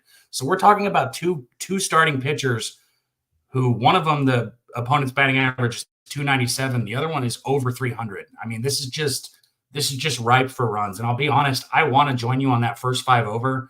I took the Rangers team total over. That's where I'm at right now, and I might get on that first 5 over also. Obviously, Miami was my only fear with the full game over. I see the Rangers putting up the runs. I don't know why the Marlins wouldn't, but if anybody does let me down, it would be the Marlins. So I took the Rangers team total over. I laid juice on it, Jimmy. You can get 4.5 at right around even money, but I laid the -125 to take the 4 this morning. Yeah, no, I completely get wanting the push to be in play here. Always, I think that's just helpful with team totals. But when they're bad pitchers on the mound, or no, I shouldn't say bad pitchers. Now I think Sixto is just not going to have a career. He's bad. But Jose Urena has battled his way back in the Major League Baseball, and you have to give that respect. But when there's pitchers with bad numbers, and again, Urena only has bad numbers on the road at this point. But when the pitchers with bad numbers, I want the market to show me a sign. We saw it with Andrew Getty yesterday with the Astros. There was a clear sign by the market that he was going to pitch well. And so I was waiting to see, is there going to be a sign that one of these guys is going to shove? And so I was just waiting. As soon as I saw, no, there's no sign. Go fire away. So I just fired away. Jose, take it away. Rangers, Marlins. Am I too bullish on the overs in this one? Is my disdain for Sixto fair? What do you think? What are you doing? I think Sixto's is going to get better as the season goes on. Honestly, he hadn't pitched in like 2 years. So it'd been a while, and I do think he's going to get better. Honestly, I think this is what the game that's like the most obvious over that goes under, if I'm going to be honest here. That's very interesting, TJ, those earned runs there. I was looking at a Marlins team total over, but I'm not going to move on this game. I was semi-interested in the Marlins as well in this game, thinking that this could be, a higher scoring game, but I just stayed off. Like I said, these pitchers, this screams over to me, but I don't know. It just seems a little too easy, I guess. So I stayed off. Shout out to you, Rob Free. Our guy Rob Free back in business with us. Love Rob Free. Great capper. When the season started, I would have told you that I would rather have Sixto Sanchez than Jose Urena. But I think, Urena has built himself back into shape, which I didn't imagine. TJ says both are juiced to the over here. And J Dub, going back to that St. Louis spot, says I think St. Louis wins. Michaelis limits Phillies runs again. This time he has run support, unlike last month when they went 10 innings and lost. Be well, truth teller, my man. He's got Urena to record a win at plus 165. Interesting. Wow. Getting nice plus money on that one. Truth. Plus 165. I figured that'd be much higher than that, honestly. So shout out to you, truth teller. Well, I was going to let you guys, and I'm sure you hit this, but Sanchez, man, he's got 13 walks to go along with only 17 strikeouts. That's a terrible K ratio right there, and a 1.64 whip. Rob Free wanting to get, sorry to interrupt, but wanting to get into the race. That's for gold members, Rob, not just members at this point. Yeah, upgrade that show one more time, Robbie. It is for gold members only, Rob Free. Thursday and Friday horse races. And cappers have come out and said that they want, if they win, they want to push the money over for $100 race on the next one, and Nuke Worker included there.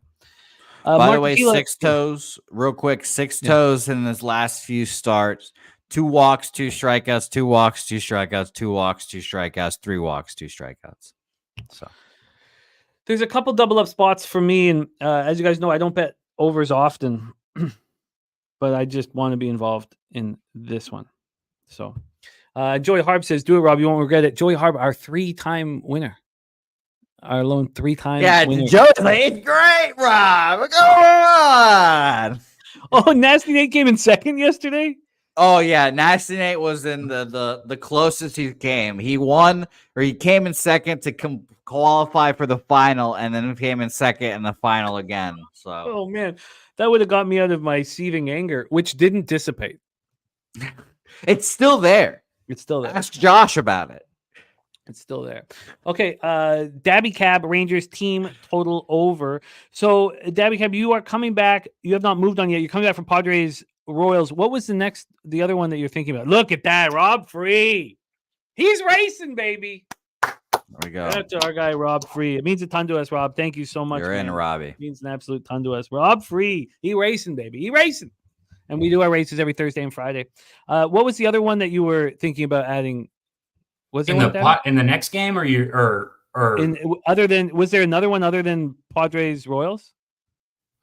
So I was considering taking Seager's total bases here because I've been on it. It's cashed 4 times in a row for me, Jimmy.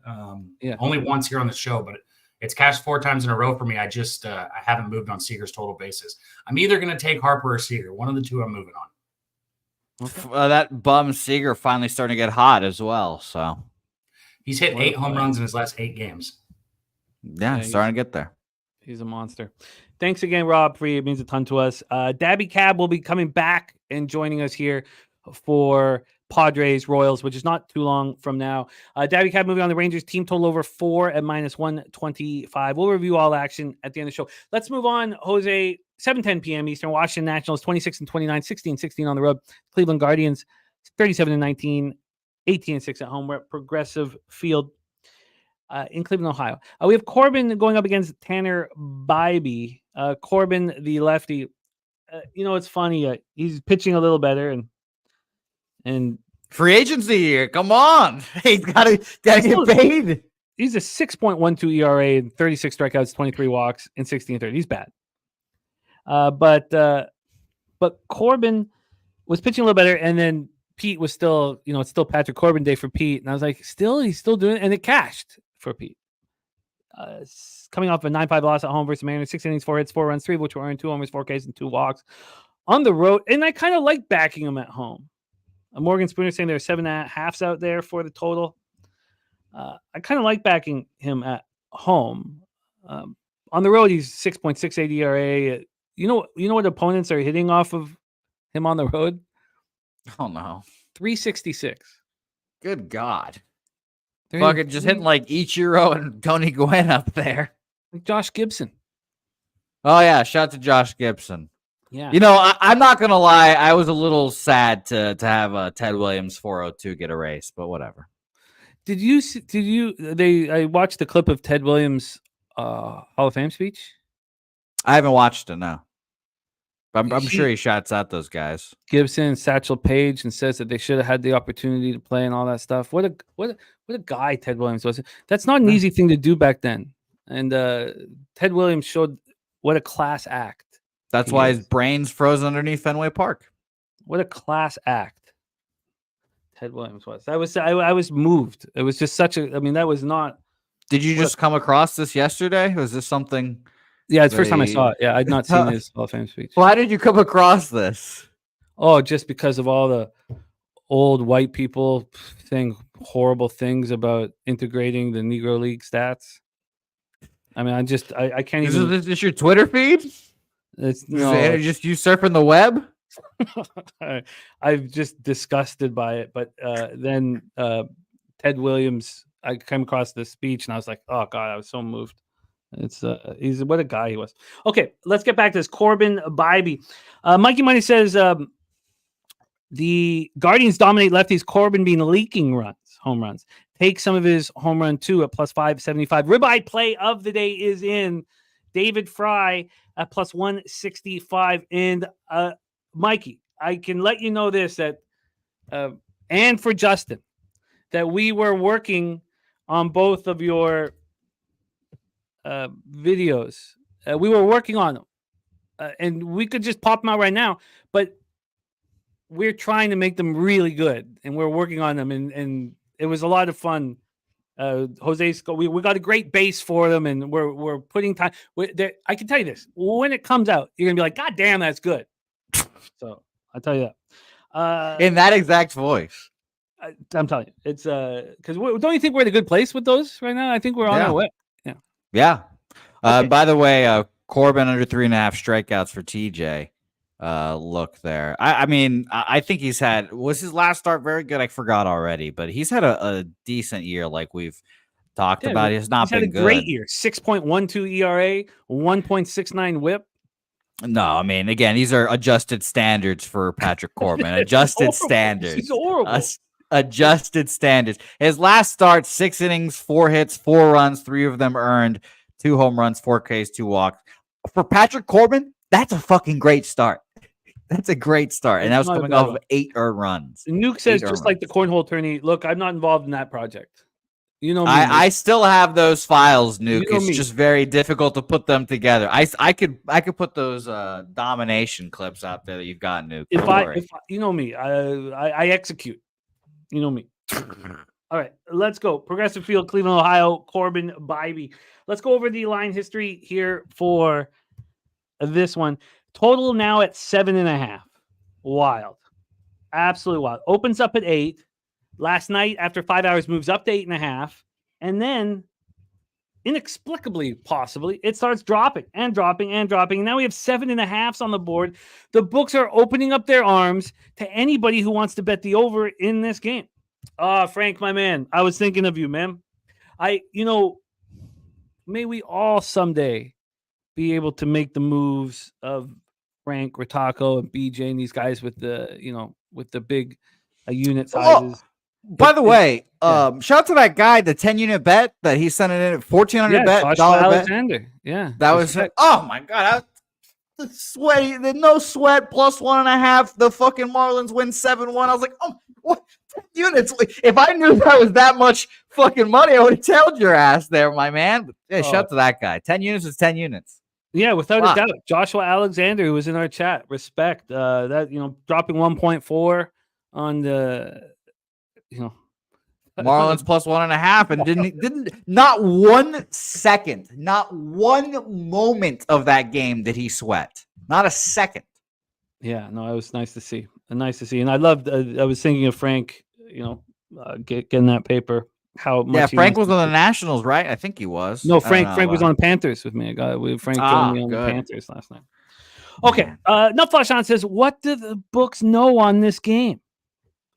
What do the books know on this game? Rance leaning over. Yeah, I get it, Rance. So we talked about Corbin. Let's go into Bybee. We've talked about the total. And let's go over to the money line here. I think the money line will be telling. So right now, Bybee and the guards are minus 219. There hadn't really been a move towards them. There hadn't been a move towards the Guardians until 30 minutes ago. It's a wild situation. So let's take a look at the cash flow. Justin McKelvey says, shout out to Rod Zwacky on that 10-star play, Arizona team total under. Yeah, absolutely. Oh my God. I could never bet a team total under. That is a true 27 out. Like, you just have to sweat that the whole game. And I bet you Rod Z was it's 2-3-2 final score. So had 2 runs early as well. And I bet you early was like, ugh. But the main thing is you want to be in a close game. If your team's losing or you have a team total and you're down 9-1, you're live because none of the good relievers are going to come out. Like you have to be in a close game so you can kind of relax and know that the best arm's coming out. But let's get back to this here. We have 99% of the tickets and 98% of the cash on the over. Oh God. We going to go on this first 5 under? I don't know if I can, man. 89% of the tickets. 96% cash. And Cleveland just left Coors Field. That's a good note. You know what, Bybee? So Patrick Corbin on the road is a 6.68 ERA. Opponents earning 3.66 against him. Tanner Bybee at home, 6.23 ERA. 2.77 opponents batting average. Now the Guardians smash lefties. Now the bullpens are very good. Guardians bullpen the best in the league, and that's bullpen's been really good this year. So maybe, it just doesn't correlate for me. I don't know how I could just make a bet solely based on the market. Can you take it away? This total first 5, by the way, it's not like we're betting a 4. We're getting a 5. We used to have a 5 up here. Now it's 4.5, apparently. So it is interesting. I'm not going to lie. This first 5 does intrigue me. 4.5 minus 115. Cleveland Guardians against lefties in the last few weeks. Let's find out. They're the second best. 139 weighted runs created plus. 181 plate appearances. By the way, Jimmy, I don't really look at the standings all that much, but I did peek at the standings the other day, and I had no idea that the Cleveland Guardians were the best record in the American League. Had no idea. I was like, wow, that is incredible. And I just, I'm not going to fade him here, and I'm not going to trust Patrick Corbin to do it. So I lean first 5 under, and I'm on for a full game under, but I don't want to do it. I can't do it. And a very important point from Kelly McInnes, there was a day break after leaving Colorado. Okay. Now that's a good note there, Kelly. And Nuffle said if he's going to bet this, he's going to bet Nats team total under. That makes sense. Yeah. I can't do it. I can't be making bets that are solely based on the market moves. But the bullpens have been really good. And Von Polo on the Nats -1 for a good big score. All right, let's roll on. Next up, 7:20 p.m. Eastern. I love this baseball game. I love your call on Ronaldo Lopez.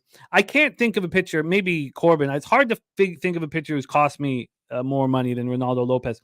I believed in him. And as soon as I stopped believing in him.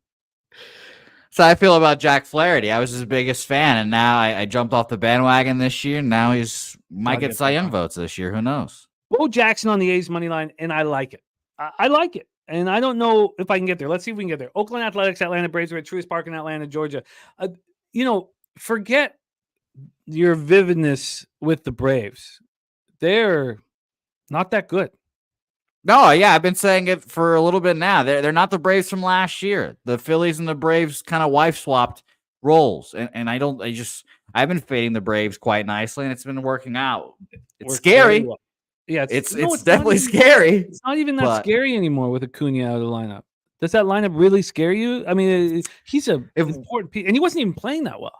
But no, he had a bad year so far. But guys like Matt Olson's had his head up his ass all year, and I don't think that -215 should be an Atlanta Braves line. I'll tell you that. But it's the Oakland A's. Now, Mikey, we haven't started building your grandma's wearing your sister's panties again video. Although Mikey could be. Yeah, if you could just film your grandma coming out with her sister's panties, that would just save a lot of time for us in the graphics. It would make things a lot easier. Yeah. So if you could get a hold of that, that'd be awesome. Yeah, even if it's old-timey footage.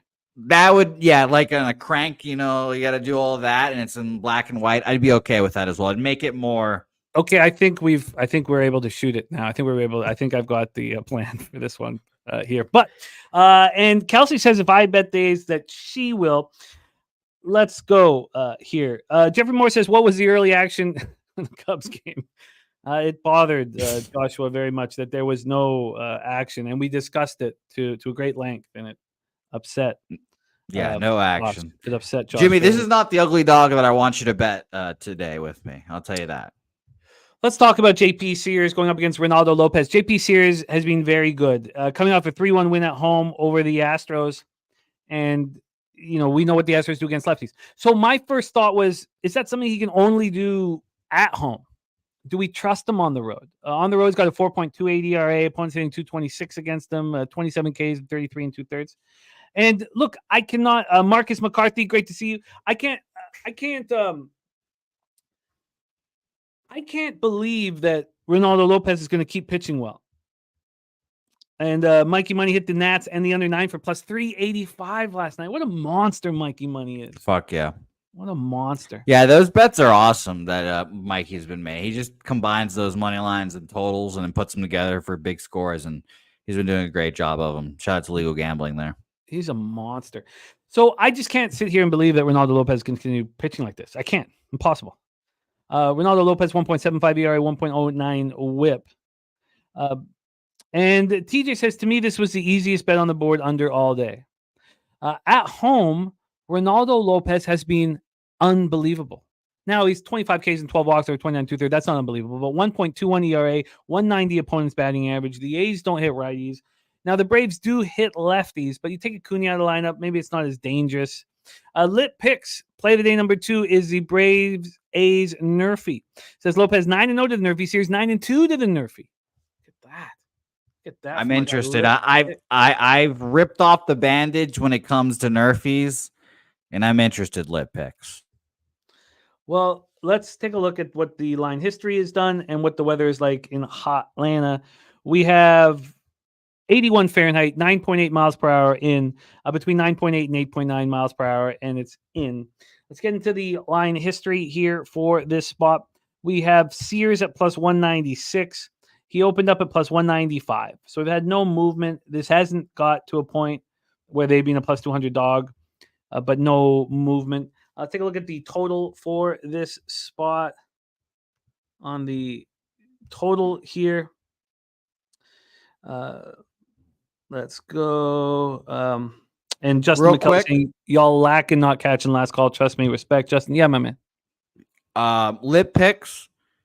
If you become a gold member, Lit Picks, I will bet the Nerfy with you. It is minus 135 for me, and I will bet it. I will eat that juice. I will become who I hate if you become a gold member. Oh, yeah. Uh-oh. Huh? I thought that was Lit Picks becoming a member that quickly. I was like, oh, my God. Marcus McCarthy being a member. Shout out to Marcus McCarthy, now a member of We Be Pubbin. Again, you want to get in the horse race, you got to be a gold member for those of you looking to race horses. But thank you, Marcus. It means a ton to us. Thank you, my friend.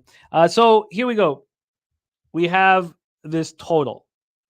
We've heard from our guy, TJ, that this is the best under on the board. Opens up at 8.5 at 8:28 a.m. at Pinnacle this morning. It lasts at 8.5 for 33 minutes. Wow. That's a pretty legit move. Let's take a look at the cash flow then for this one. You have 59% of tickets, 45% of cash on the over. You have 93% of tickets, 94% cash on the Braves. These bullpens have been very good. Why are we not betting the under? Well, the A's yesterday coming off of extra innings. So that's obviously a concern. Extra innings where Mason Miller threw 32 pitches. So we're not getting him. He did allow the jack. Yeah, that really pissed me off. I didn't even bet anything on the game. I just do not like Jose Siri, and seeing him celebrate like that just fired me the fuck up. God, he pimped that. I was so angry. I was like, God damn it, Mason Miller. Not like this. Yeah. But at least, whatever. But yeah, I just can't trust the A's bullpen here today, really, is what it comes down to. So that's why I was looking at first five and a Nerfy here. So that's what I'll be on as well. Minus 135. Again, these Nerfies I get are fucking juiced to the fucking gills, and I hate it. It's the worst. And honestly, they're like they're my favorite bet to make because of how sweaty and how this is the bet that really gets me going, pacing back and forth. And it's going to be very interesting to see how it goes out here. But minus 135 for me, Nerfy. And Lit Picks, you better be a fucking member because I already bet it. So let's ride, Lit. God, I wonder if Robert Franklin, A's killed my perfect day. Obviously I thought that I wasn't going to lose money not putting in those overs. So when there were no runs scored in the 4th, 5th, 6th, 7th, 8th, I was like, oh, maybe I'm not, And so when I watched Siri hit that homer, I had to go for a walk. Obviously, I had to go for a walk. I was furious. Yeah, you were furious for other reasons, and it was funny. By the way, I have 3 official picks. That I guess that Nerfy is going to be my first official one of the show. But I did exact a box and try box Martin Drexler's horses at Woodbine, and I did Razors 1, 2, 3 Tri-Box, and then Exacta Box 1-3 as well. So shout out to Martin Drexler for those who want to know. I will be at Woodbine tomorrow as well. Can you, Jimmy? Yeah. Can you track down my guy? No. Can you track down my guy? Can you just let him know if you saw him? Would you be like, Martin, come here? My name is Jimmy the Bag. I have this buddy of mine, big fan. He wants to interview you one time. He wants you to blah blah blah. No. Did you do that for me? No, I won't. But I will say, I really respect what's going on in the chat with Marcus and Justin. Man, I just love this community. I love, we don't have to agree, and you can be in the wrong or be in the right. And I don't know. I'm no idea who is in wrong or right or anything like that. And I don't, but you guys are quality. And Justin, I don't think Justin needs to apologize for anything. Justin just has our back. He just supports us. And that means so much to us. So then at times, he'll step up for us. And I love, I love that about Justin. And I love that he's also a bigger man to say, whatever was going on, I really like that. I'm really thankful to Cap with Marcus and Justin, all you guys. Really, truly. Okay. So if we're so concerned, so go over the bullpen, because this is a deep A's bullpen. And they were great yesterday, except for Mason Miller. Do you really believe that can you go over how taxed they are and which arms would be available today? Yeah. So Mason's not. We know that. 32 pitches. Michael Kelly has thrown 3 days in a row, 23, 9, and 4.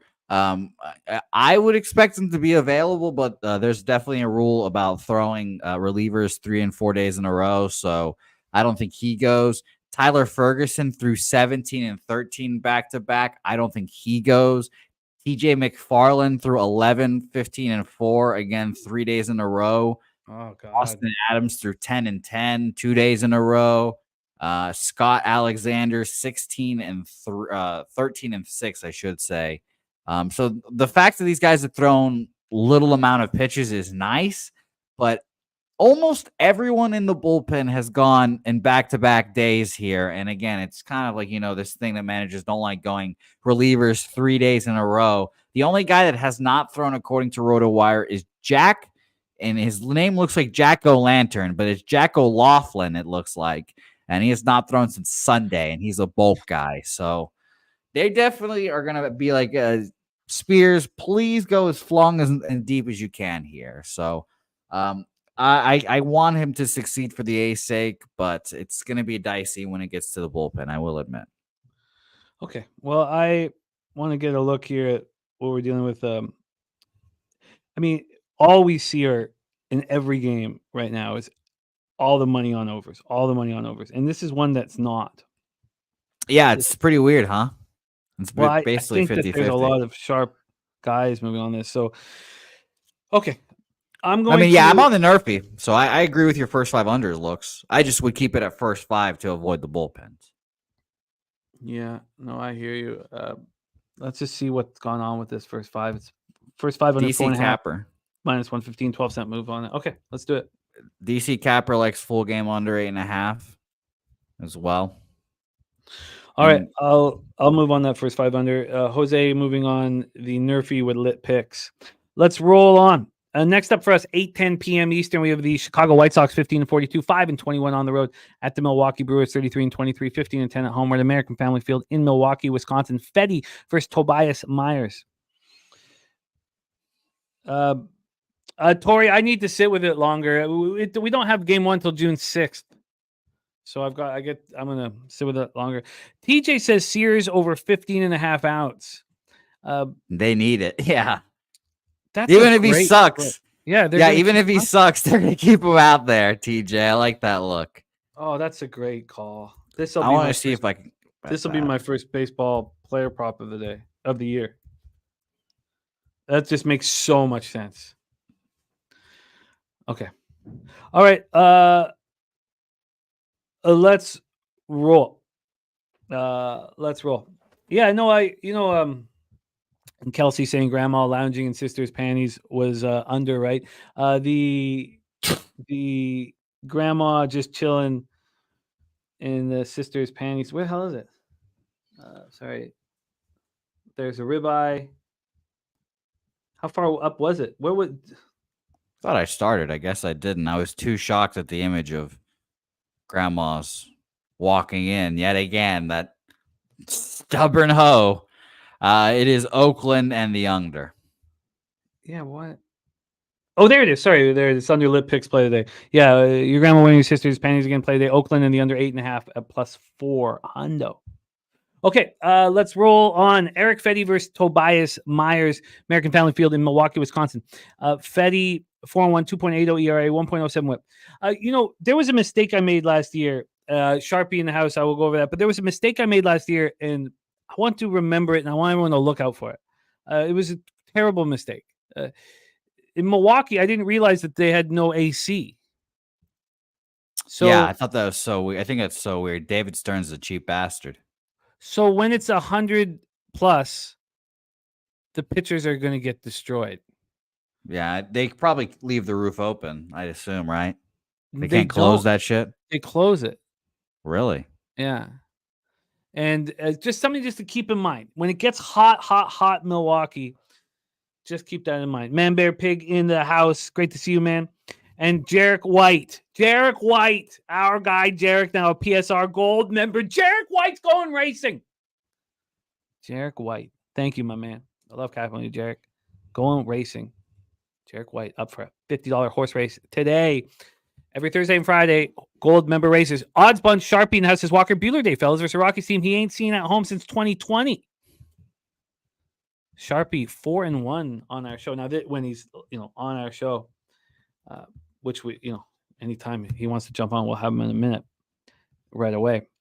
Walker Buehler Day for Sharpie. Okay, so back to this Fetty, Tobias Myers. Another shout out to our guy, Jarek. Thank you. Fetty, 6 1/3, 3 hits, no run, 6 Ks, 3 walks, 5-3 loss at home versus the Orioles. He's just pitching phenomenally well. But interesting, it's all at home. He's been getting touched on the road. 5.47 ERA over 26 1/3, 22 Ks and 11 walks. So, 36 Ks and 7 walks at home, 22 Ks and 11 walks on the road. Going up against Tobias Myers, who's looked quite good. Now he's fighting to get a spot in the rotation, but he's a guy with a very high upside. And highly thought of prospect. Coming off a 2-1 loss at the Red Sox, he went 4 1/3, allowed 6 hits, 1 earned run, 4 Ks, no walks. White Sox don't hit righties, 216, 609 OPS. Brewers do. They smash righties. Smash them, 261, 758 OPS. Both bullpens are pitching well, and the White Sox bullpen pitching well is a big surprise to me. So let's get into the line history here for this one. I got the first 5 up, so I'll give you that information. Right now, this is a 4. It's -115 to the over. This opened up at 4.5. It wasn't a true 4.5. It was -121 to the under and +105 to the over. Then it moved to 4, back up to 4.5, down to 4. So we've had a slight move to the under. I don't think we should take too much into it because of how juiced it was at 4.5. But on the full game, we are sitting here with a 8 at -107. It's opened up 8 and -106. A 1 cent move to the under. And on the money line, we have the Brewers at -162. They opened up at -155. Let's take a look at the cash flow then for this one. We have 89% of the tickets and 82% of the cash on the Brewers, 99 and 98 on the over. And TJ says Fetty's been cashing all year also, 16.5 today. Small play for him. And Jose, this is a spot where I think we can take advantage of Fetty's superlative numbers and Tobias Myers' weaker numbers. Honestly, I don't think there's an advantage on the mound for the White Sox. Even though Fetty's been I'd probably say it's a wash, if anything, yeah. So if that's the case, why are we not on Milwaukee on the -1 line? I just don't bet -1s. I lean that way, sure. But obviously I just don't like betting -1s. I think it's hard enough to get a team to win, and let alone get a team to win by 2. And it's interesting because we need to ask this of Loshak when he's here with us on Tuesday, because he's not betting many -1s this year, and he's having a great season. Is he betting any of them? I don't. He's the one who's hammering -1s his whole life, and now I don't see him doing it much. Yeah, I mean, I haven't heard any off the top of my head. I asked him why he'd been switching to player props, and I asked him the other day, and he gave us a classic Loshak answer. Oh, whatever's the wind's blowing on the east of the Sunday, and player props. So, and look at this. And so same with TJ. He's and look at this. Lit Picks, now a member of We Be Pubbin. Shout out to you, Lit Picks. Love it. Man of his word. TJ says he's mostly dropped the -1s from his card. Would much rather do Milwaukee with the Dodgers as a parlay. And Mikey Money says favorites in the final game of a series, of an interleague series, are 27-5 straight up if they won the previous game or they lost by 1 run. Yeah, I'm adding Brewers -1. I wasn't expecting to do it. I am doing it. Brewers -1 for me. Jose, take it away. Fetty Myers. Yeah, no action for me. I can make it quick here. I don't want to back the White Sox. We've talked about how bad their offense is, and the Brewers, maybe an emotional letdown after beating down the Cubs. I don't know, but yeah, I just didn't want to do anything on this game, so no action. Yes, we'll make Jose do the Loshak impression in front of him, right? Of course. No problem. I love it. I just have to remind myself how to do it. Lip Picks, you're the man. Thank you. All right, let's roll on. Next up for us, Minnesota Twins, 31-25, 15-12 on the road at Houston Astros, 25-32, 14-15 at home at Minute Maid Park. Houston, Texas, Pablo Lopez going up against Ronel Blanco. Pablo Lopez does not look good. First time I've said that. I remember we used to fade him at times on the road when he was a Marlin, but God, he just does not look good. Last start, 6-2 loss at home versus the Rangers. 4 2/3, 6 earned runs, 2 homers, 6 Ks, 1 walk. And if you're like, well, maybe he's bad at home and good on the road, because that was what happened last year. No, on the road he's worse, 6 ERA. But maybe that doesn't work. I mean, 231 opponents batting average, 34 Ks, 5 walks. Going up against Ronel Blanco, who just continues to deliver. This guy continues to deliver. 7 innings, 4 hits, 1 earned run. It was a solo shot, 6 Ks, 1 walk, the 5-2 win at the A's. Yes, it was against the A's, but at home, Blanco 1.88 ERA, 169 opponents batting average. Now, I know that includes the no-hitter over 24 innings, so I guess that skews it. The Twins are not hitting right now, 222, 687 OPS versus righties, while the Astros 262, 741 OPS, and both bullpens are pitching very well. Ron Crawford says Twins spreadsheet spot. So these spreadsheet dogs that Ron's been delivering for us have just been, the ROI is insane with what Ron Crawford's doing. It should be even higher because the A's should have easily won yesterday. So Ron looking closely here at these Twinkies. Let's take a look at the line history here for this one, see if it helps illuminate the situation. We have Minnesota at +102. At +102. They opened up -105. So 7 cents away from them, 7 cents towards the Astros, just 7 cents. I mean, that is obviously predicated on who Pablo Lopez is over his career. What'd you say this opened up for you? Sorry, it was 7 cents of movement. So -103 to -110 for Houston, -102 to +105 for Minnesota. Right. Interesting. This opened up at -130 here at Bet Online, up in a -127 to be specific, and now down to -113. Wow. Well, but even the line opening up where Pinnacle opened up is so fishy to me. Yeah, I wanted the Twins here. I mean, obviously, but go ahead. Not much more. Total opened up over 8 -107. It's now over 8 -110. And the cash flow here for this one, we have 67% of tickets, 64% of cash on the over, 33% of tickets, and 77% of cash on the Minnesota Twins. The Twins are sharp action. Take it away, Jose. Yeah, I like the Twins here, and I was very close to moving on them. I just texted Troy, actually, to make sure and see if the Astros weren't the sharp trap here. Now, again, you guys know me at this point. I've been pretty negative on the Astros all year. I just don't think this Astros team is very good, and I've been negative on Ronel Blanco this year, and he's shoved up my ass this year so far. So I do definitely lean Twins here, and I'm very close to moving on it. I don't want to be up against guys like TJ's, obviously, but a lot of good guys on the Twins here. It's pretty split chat-wise, but shout out to Ron Crawford, who likes them. But yeah, I like the Twins here. I think that Pablo can get right. The issue, the full issue for me here is if I'm going to take the Twins, it's going to be first five because their bullpen is also very taxed here as well. And I just looked up to see what this opened up at first five wise. It hasn't really moved much, I guess. At one point on Bet Online, it's got up to minus 120 for Houston first five, and now it's down to minus 114. Bovada minus 120 down to minus 115. And our friends at Bookmaker had it at minus 112 up to minus 114 now, actually. So, yeah, I just don't want to use the Minnesota bullpen here, and I'll go over why right now. So, first of all, obviously, Johan Duran, I think probably the second best closer in baseball out. I assume he's out. 15 pitches Monday, 16 Tuesday. He got an off day on Wednesday and then threw 20 yesterday. So don't think he goes. Diego Castillo threw 29 on Wednesday. He's not going to go. Jorge Alcala, 13 yesterday. I think he goes. Griffin Jacks will probably close this game. 10 pitches yesterday. Josh Stalmont is good. I think he's good, but he's just, I guess, undervalued. I don't know. But he's probably not going to be a guy that you want closing games. He hasn't thrown in 2 days, so he'll go.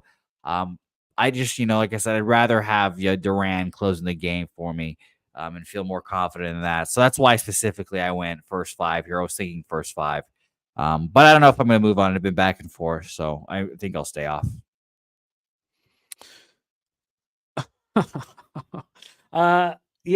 This is just doesn't correlate enough for me, but I will cheer you guys on. We got Preston Ekdahl in the house. We have our breakdown for Wilder Zhang. We have the breakdown on our Pub Sports Radio homepage. Check it out because Preston is eating right now, absolutely crushing right now. And these are not minus 110s. He's cashing plus 300s up to plus 700s. So check out the video right now. Wilder Zhang. It's going to be a fun one. So check I'm proud of Preston. Preston's come a long way with gambling self-control. He just makes one bet a week. He cashes. He moves on. It used to be he can't make any bets because if he makes one bet, then he makes like fucking 50 in the weekend. It's just grind. So shout out to Preston for having the gambling self-control there. I disagree. Come back to us, Preston. Fire at the fucking board, man. Let's move on. And let's bring on Dabra Cadabra back in business here. Padres, Royals. This is the last game capped here for our guy, Dabra Cadabra, before he heads back to his abode. Daby Cab, love to your family. I'm happy that you guys got through the tornado, and it's going to be great to get you guys back home. Sorry that you guys had to go through this, man. Sucks, but you're a champ and doing whatever it takes to still deliver the goods here, despite not being at your home. We respect all of that. Daby Cab, Padres, Royals. How far is home? Like 25 minutes, so not too far. 25 minutes up the road. Not too bad here. And by the way, Connor Hurdy Kelly in the house, dumping a sack on a dog food parlay. Oilers, Tigers, Rockies at just over 18-1 for our guy Connor. Let's roll here. Kauffman Stadium in Kansas City, Missouri. I kind of went full circle on this one, and it's funny that I ended up doubling up on it. I didn't think that it initially wasn't going to be my plan was to double up, but it just became very clear to me. And this, doesn't necessarily mean I'm going to get paid out, but that I felt like the under was the play. Let's take a look at the weather here to get us started in Kansas City. 69 Fahrenheit, 4.4 miles per hour in. Weather's not too hot. It's not hot in Kansas City today. It's a perfect weather. I mean, it's going to be 100 degrees here soon. TJ says he loves San Diego here. Thinks he's got minus 120. I'm going to go over all of TJ's actions because I didn't separate it on each and every game here. Padres, big move to San Diego in this game too. Padres, say what? Big move to San Diego in this game now. San Diego minus 145 now. They were used to be minus 120 earlier this show. Wow. Okay. Big move. Wow. Okay. We have the total here, and that's what I hit. Unfortunately, I did beat the line move. Did go to 7.5, and then it came back to 8. That's too bad. Still 12 cents of movement to the under. That's too bad. I'm upset to see that. Let's just see what it's done on first 5 because I've moved on both unders here. The under 4 right now. Wow. Oh, it's moved to 4, of course. Sorry, I was tripping out there. Wow. So, yeah, so this is all exactly the way I thought it would be. Now, the problem is the under 4 is at plus money. What did I get? Why did I guess I timed this poorly on the under 4 at minus 110. I could have got a 4.5, really? Why didn't I realize I could have got a 4.5? I didn't realize that. Okay, let's get into the money line here for this one. Ooh, we have a special guest that's dropped in to the studio. Can you hit me in the private chat? Let me know what game you're looking at, Sharpie, my man. So here with the money line, we've talked already about this huge move towards the Padres. Right now at penny, we have a minus 137. Opened up at minus 124, but it got down to minus 118. So the minus 120s were readily available for a long time last night and this morning. And I moved on both unders. So let's pull up the cash flow then for this one. We have, move over here. We have 99% of the tickets and 99% of the cash on the over. Hard to believe with this market. 55% of tickets, 73% of cash on the Padres. We'll start with Dylan Cease. Dylan Cease didn't look great in that last start. He hasn't looked that good in a few starts. Shout out to Mantles, Mays, and Morgan. I love the name. Mantles, Mays, Morgan. Shout out to our guy now, a member of Weeby Pubbin. New name in the chat. And welcome. Thank you for being a part of Weeby Pubbin. That means a ton to us, man. Mantle, Mays, Morgan. 3 bosses out there. Dylan Cease. 4 earned runs, 1 homer, 9 Ks, no walks, and 4-1 loss at home versus the Yankees last out. But he's just faced the Yankees and the Braves. Now, it's not like the Royals are a walk in the park, but it should be easier going up against the Royals, rating 244, 711 OPS versus righties. And now the Padres hit righties hard. Remember, we talk about you want to fade them against any lefty that they face, and they hit righties hard, 268, 737 OPS. Cease has been so good on the road this year, 4-0, 2.45 ERA, 47 strikeouts over 36 2/3, a 159 opponent's batting average. And then Michael Wacha got off to a tough start this year, but he's quality start after quality start right now. Now, his numbers aren't that good, 4.31 ERA, 1.26 whip. At home, 4.50 ERA, opponents hitting 294 against him. But he's pitching better. I know he's pitching better, and I believe him. And these bullpens are very good. And look out for the Padres bullpen. It's becoming a shutdown bullpen. Odds Bunch says, you give me this projected lineup, I'm on Cease over 6.5 strikeouts. So this must be the game. Oh, he says that Cease has been hit hard in the past by KC, yet this Cease is the best he has been analytically. Yeah, I moved on the under. 99 and 99 on the over. I'm on first 5 under and full game under. I think both pitchers deliver here in perfect weather for baseball in Missouri. Not too hot. Take it away, Daby Cab. I know that you haven't moved on this yet. And we have Sharpie on. And why don't we get Sharpie to jump on for this one too, Sharpie, if you don't mind, if you're liking Cease, because we'd like to hear that breakdown. Let's get Sharpie back up here as well. Sharpie, great to see you. So we'll get you right after Daby Cab. Daby Cab, take it away. I know you haven't moved on yet, but what was your plan going to be? I wanted the Padres first 5 here, Jimmy. The reason I didn't move on it is because I couldn't bet the first 5 last line. And you and Jose touched on it. There was huge line movement, like 20, 25 cents a line movement. So, I know sometimes we talk about waffle this and that. I don't talk about it. You guys do. This one, the only reason I haven't bet it is because the number. I just wanted a better number. Both these pitchers have been right on par their last 5 games. In his last 5 games, Cease is 2-2 with a 3.9 ERA. That's over 5 starts and 30 innings. And Wacha is 3-2 with the 4.4 ERA. And that's 28 2/3 innings. So right about even there, but still Cease is, he's online right now to have one of his best seasons. I think his stuff has been swing and miss. It's been absolutely electric. I wanted to back him here in the first 5. I don't have the number. Can you tell me what the best number you can get on the first 5 money line is? I can. Over here, the best bet on the first 5, or the best number on the first 5 money line. It's very expensive. They're saying that the best one is minus 141. I can imagine Pinnacle might be able to beat that, and I'll check that right now. First 5s for Penny is sorry, here we go. What the hell's wrong with me? There we go. Minus 135. So minus 135 a Penny. Man. All right, I'm gonna let Sharpie talk. I might take that 135. Sharpie, take it away. Player prop and getting love from the chat as you deserve. Take it away. Shout out to the chat, though. Smash the damn like button if you haven't. And you guys get my breakdown for my show because I wasn't planning on talking Cease today, at least here. But now I am. I'm waiting on the lineups pretty much, guys, and it's over or nothing on his strikeouts here and why. Cease gets the Royals, who he's seen numerous of times over his career, guys, as he was a White Sox. And now he gets his shot as a Padre. Royals over the last 15 days are walking below league average, striking out only 19% of their time with a top 5 isolated power. So as always, I like to say, who the hell have they seen that I would bet on? As Joe Ryan went 7 innings, gave up 1 run, had 9 punch-outs, and that's about all they've seen. They've seen a bunch of middle-of-the-pack to end-of-rotation type of guys, as they had a series with the A's, Rays, and Tigers, all who don't have a stud right-handed pitcher, and Cease is a fucking stud.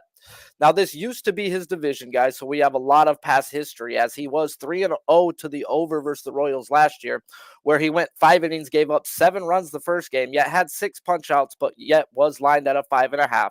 Then he had a back-to-back in September versus them, where he went 5 innings, gave up 4 runs, had 7 punch-outs, followed it up with 5.1 innings, 1 run with 8 punch-outs. So let's go check this past history of the lineup. And we've got 7 guys in this projected lineup with at least 5 at-bats, upwards of 35, totaling in 95. And Cease has a career K percentage of 28.5% versus this projected lineup.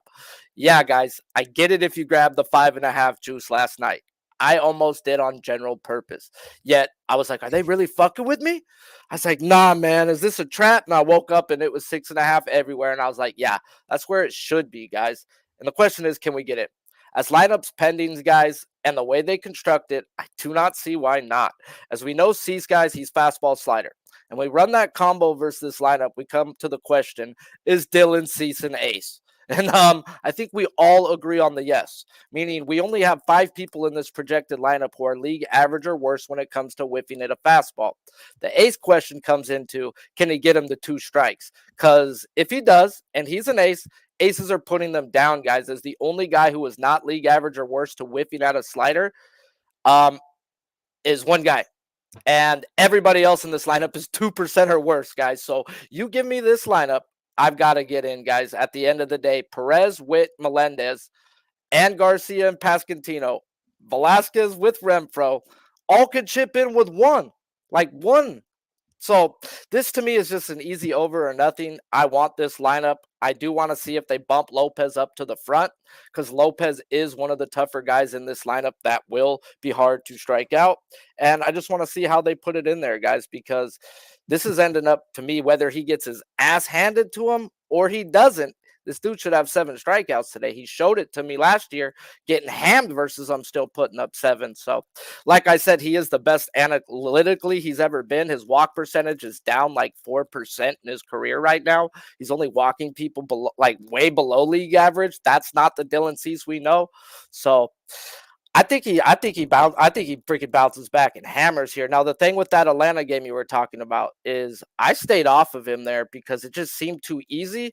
And he's an Atlanta boy. He grew up 25 miles from the stadium. He hasn't done well when he's pitched in Atlanta. And I'm not saying Atlanta's good one year, bad one year, because yes, they are. They're technically fading off this year, but I just think he doesn't do good in front of his family. I think he's got too much pressure with his family and friends being at those games. So I'm not putting too much into that game. And the Rockies were just hot as shit when he seen them. They were crushing everybody. That's my opinion on Cease. Oh, it's a great breakdown. So are you waiting for the lineup or are you moving on Cease? I only moved on Bueller. I usually do not move before lineups unless you make me. So I have to wait for his lineup before I move on it. But that was my breakdown on him. Oh, it's a great breakdown. And what a comment from Joe Yurkovich. It just flows from Sharpie like a mountain stream of refreshing nourishment. I literally type everything out, bro. I should be able to read it, right? That is the nicest thing I've heard. That's like some Jesus. That's some Bible talk, bro. Can you imagine if someone said that about Pete? I mean, hey, bro, I'll take that. That had to be in like 1 Samuel 17 or something, right? He would be that would last for Pete for a month. He'd be thinking about that comment for a month. So we're going to go back to Cab after we hear Jose Bouquet's breakdown, but I'm on first 5 and full game under. BJ making a big move on the Padres. What are you doing here, Jose? Nothing. I'll keep it short, because I want to hear Dabby's opinion. I wanted the Royals in this game, but the line moved so much to the Padres that it seems like a sign. So no action. But I will say I am going to make Minnesota first 5 official -110. Minnesota first 5. I feel like I'm leaving money on the table here. And when these spots move the 20 cents or whatever, it is, I'm not against taking the -1 line. I have no problem pushing a bet like this. It doesn't bother me. It doesn't bother me at all. And never has really. So I don't want to leave money on the table. And I guess the problem with the -1 line is I believe there's low volatility with the unders. So maybe it doesn't make sense. Cab, are you going to move on the Padres first 5? What's your line on that -1 that you're looking at? Let's see here. So Padres bullpen has been much better lately too. So that's it's been really, really good. Let's see what we're getting here. The -1. It's not cheap. It's -107. It's not cheap. The full game at -137 becomes more appealing now. I'm going to sit on this. I don't think it's going to move too much more against us because it's already moved so much. I think I'll probably I got to decide if I'm going to take the -1 or the first 5, but I'm going to move on the Padres some way, shape, or form here. Yeah, I get it. I get it. Great stuff. Daby Cab. Sharpie, let's keep you here because we have one game before your Dodgers game. So let's keep you here for Angels, Mariners. Daby Cab, great work. So going to move on the Padres. First 5 or full game, he's going to make that decision while he brings his family back home after the tornado. We also have Daby Cab moving on the Rangers team total over 4 at -125, and as well as the Phillies team total over 4.5 at +104. JW says Walk has to deal. KC bullpen taxed. Yeah, there are some concerns on the full game here, but I moved on both. Please support Daby Cab on X at Daby Cab, and we have a bunch of live shows coming up, and a new live weekly show. But we're also going to be doing the NBA Finals game, so you're going to see a lot of that, and Daby will be on there. And don't forget Medicate Mondays every Monday at 11 a.m. Daby Cab, any last words for the Cappers supporting the show? Yeah, when that live show comes on, Jimmy, I'll just say this. One of the hardest innings for a pitcher to get through is the first inning of a baseball game, right? You're getting comfortable on the mound. You've got the top of the lineup, the best hitters for the other team. You're going to see them first. And a lot of times you'll see a pitcher go out there and give up 2 or 3 runs in that first inning, and then they settle in and cruise for 6 or 7 innings. And it's a great opportunity to live bet unders. I can't wait to do this live betting show in MLB with you guys. Yeah, it's going to be fun. It's going to be fun. And shout out to everybody out there in the chat, Jimmy. Sharpie, Jose, you guys, man, I love capping with y'all. I'll be back next week. Let's get that money. I'll see you tomorrow, Jose. There he is, of course, every Saturday, Jose and Daby Cab on Say Hey Plays of the Day. I don't think that's worth it, 30 cents to -1 in a game where I think there's low volatility. So I'll have to decide if I want Padres on the money line and pay the cost. Let's talk about this game, Sharpie. It's a perfect game for you. I love Jose Soriano. I went out and said, I forget who he was up against, but I really think he's got incredible stuff. Now he walks way too many batters, and he's getting better at that. I think his stuff is electric. And Brian Wu starts out in that first start, he's unhittable. So in the second start, he's going up against Alec Marsh, who I think is bet on. I fade Brian Wu with Alec Marsh. It's 2-0 Mariners after 5. I lose the bet. Brian Wu then has a third straight excellent start. The guy's just not hittable. Then last start, we see Brian Wu finally get touched and also not strike anybody out. Here's a guy who was striking out 10 guys a time. Now he gets 1 strikeout. And now I wonder, is that because now maybe Brian Wu changed something? Because remember, he didn't start the season. Did he change something? Is he doing something? Did they get enough tape on him? He gets 1 strikeout over 6 innings. He allows 3 earned runs and 9-5 win at the Nationals. Now he comes home. The sample size is too small to talk about but he's been unhittable at home. And Jose Soriano, for whatever reason, has been similarly unhittable on the road. His K to walk ratio isn't very good, but he's been so good. 1.67 ERA, 179 opponent's batting average. The Angels don't hit righties, but they hit righties a little harder than the Mariners, who are 226.53 OPS. The Angels' bullpen's atrocious. I want nothing to do with it. So this was one of the effects of me being too caught up in my action. I had so much live action last night too. I was trying to cap, but I didn't get to the late games in time. And the 4 had already moved to 3.5. And then I was like, well, should I try to fade Brian Wu here again? Should I give it a shot with Jose Soriano? Because I'm going to get a decent number. So that was my thought process here, and I can't wait to hear what everybody's thoughts are on this game. I can't wait to watch this baseball game. So let's go with the line history and set this all up. First off, as you can imagine, the weather's getting very nice all across North America. 60 Fahrenheit at first pitch, 8.9 miles per hour in, roof will be open. On a money line standpoint, you have the Mariners at minus 146. They opened up at minus 169. Just a monstrous move to the Angels. Now, this hadn't happened because this didn't come out on Pinnacle until 8:25 this morning. So I'm shocked. Just a huge move towards Soriano. Damn it. When did this happen? Sorry. How late am I to the goddamn party? This moved at basically right when the show started. There was a 9-cent move at 10:57, another 5-cent move a minute later, a 3-cent move 2 minutes after that. So there was a 17-cent move to the Nationals between 10:54 a.m. and 11 a.m.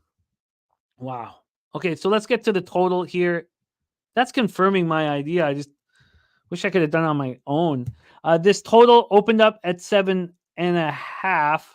It got to 7, and then we saw a 6.5 at 10:40 this morning. And not only that, it went back up 7 and back 6.5. Now the 6.5, the first 6.5 was just minus 119 to the over, but a big move to the under. The first 5 went from 4 to 3.5, and I was like, I don't know if I want it at that number. Wine Time says definitely the Angels first 5. Angels bullpen can't be trusted. It was great watching Simber get lit up yesterday because that got me my full game over. So take a look at the cash flow, and then I'd like to hear your take on everything that I've said, Sharpie, especially the pitchers. And we're going to have to deal with these 2 pitchers for years. I mean, these are 2 studs that I believe will be around. 14% of the tickets and 12% of the cash on the Angels. 91% of tickets and 87% of cash on the over. I wish I wasn't late to the party on this one. First 5 under 4 for Robert Franklin Mariners money line. Sharpie, take it away. Angels, Mariners, T-Mobile. This is a game really where I'm going to give you my breakdown in the last 10 minutes because I wasn't looking to bet neither one of these guys. Now, I'm going to show you how I break down stuff pretty much. So when I look at a guy's props, I will always compare it to what their averages are and see what the books are telling me. It doesn't mean the books are right, but I take in the fact that the books are a multi-billion-dollar business and we're not. So they're telling me Wu's going to have a great start and that Soriano is susceptible to being hit today as they put his outs at a 15.5 for Soriano. He's gone over that 5 of his last 7 games, and they're giving you plus money to that over. That tells me he ain't going over 5. And then Wu, they jumped his outs up and his earned runs down. That tells me he's going out there and shoving. Now, does that mean he's going to do it? No. but I'm just reading in between the lines. When we go look at Wu, why didn't he have strikeouts last week, guys? Well, last year, out of 153 pitchers combined, this is something I know on Wu because I do usually bet him. He was 143rd ranked versus lefties. This fucker was putrid. Not just striking him out, they just beat the dog piss out of him. Well, coming into spring training this year, he did nothing but work on extra pitches. He got hurt. My question was, did he still work on them in rehab while getting ready for the minors? And yeah, he did, because him versus lefties this year, only 10 innings, they're not hitting him. It's a different story. Now, he still isn't striking them out. So when you get a lefty loaded lineup, you can look towards his K prop under, but they're not hitting him this year. So what he is using is at least keeping him off that fastball he has, which is one of the better fastballs in baseball when you look at the spin rate and the break on it. So the fact that he did add in other pitches, he is a different guy from usual, but his strikeouts just ain't there. Wow, that's so interesting that the market is putting that plus money on the over 15.5. That's throws me for a loop. I mean, Wine Time says Angels down to plus 130 with just 12% of the money on them. Now, JW has Soriano on his fade list. Soriano's been very good to my bankroll, where a lot of pitchers haven't. Soriano's been great. I watch his games. I think he's nasty. Joe says Soriano's never faced the Mariners. Jose Bouquet, take it away. Fascinating game. Third to last game on the board here. Take it away for us, Angels Mariners. Yeah, I'll move on the first 5 under.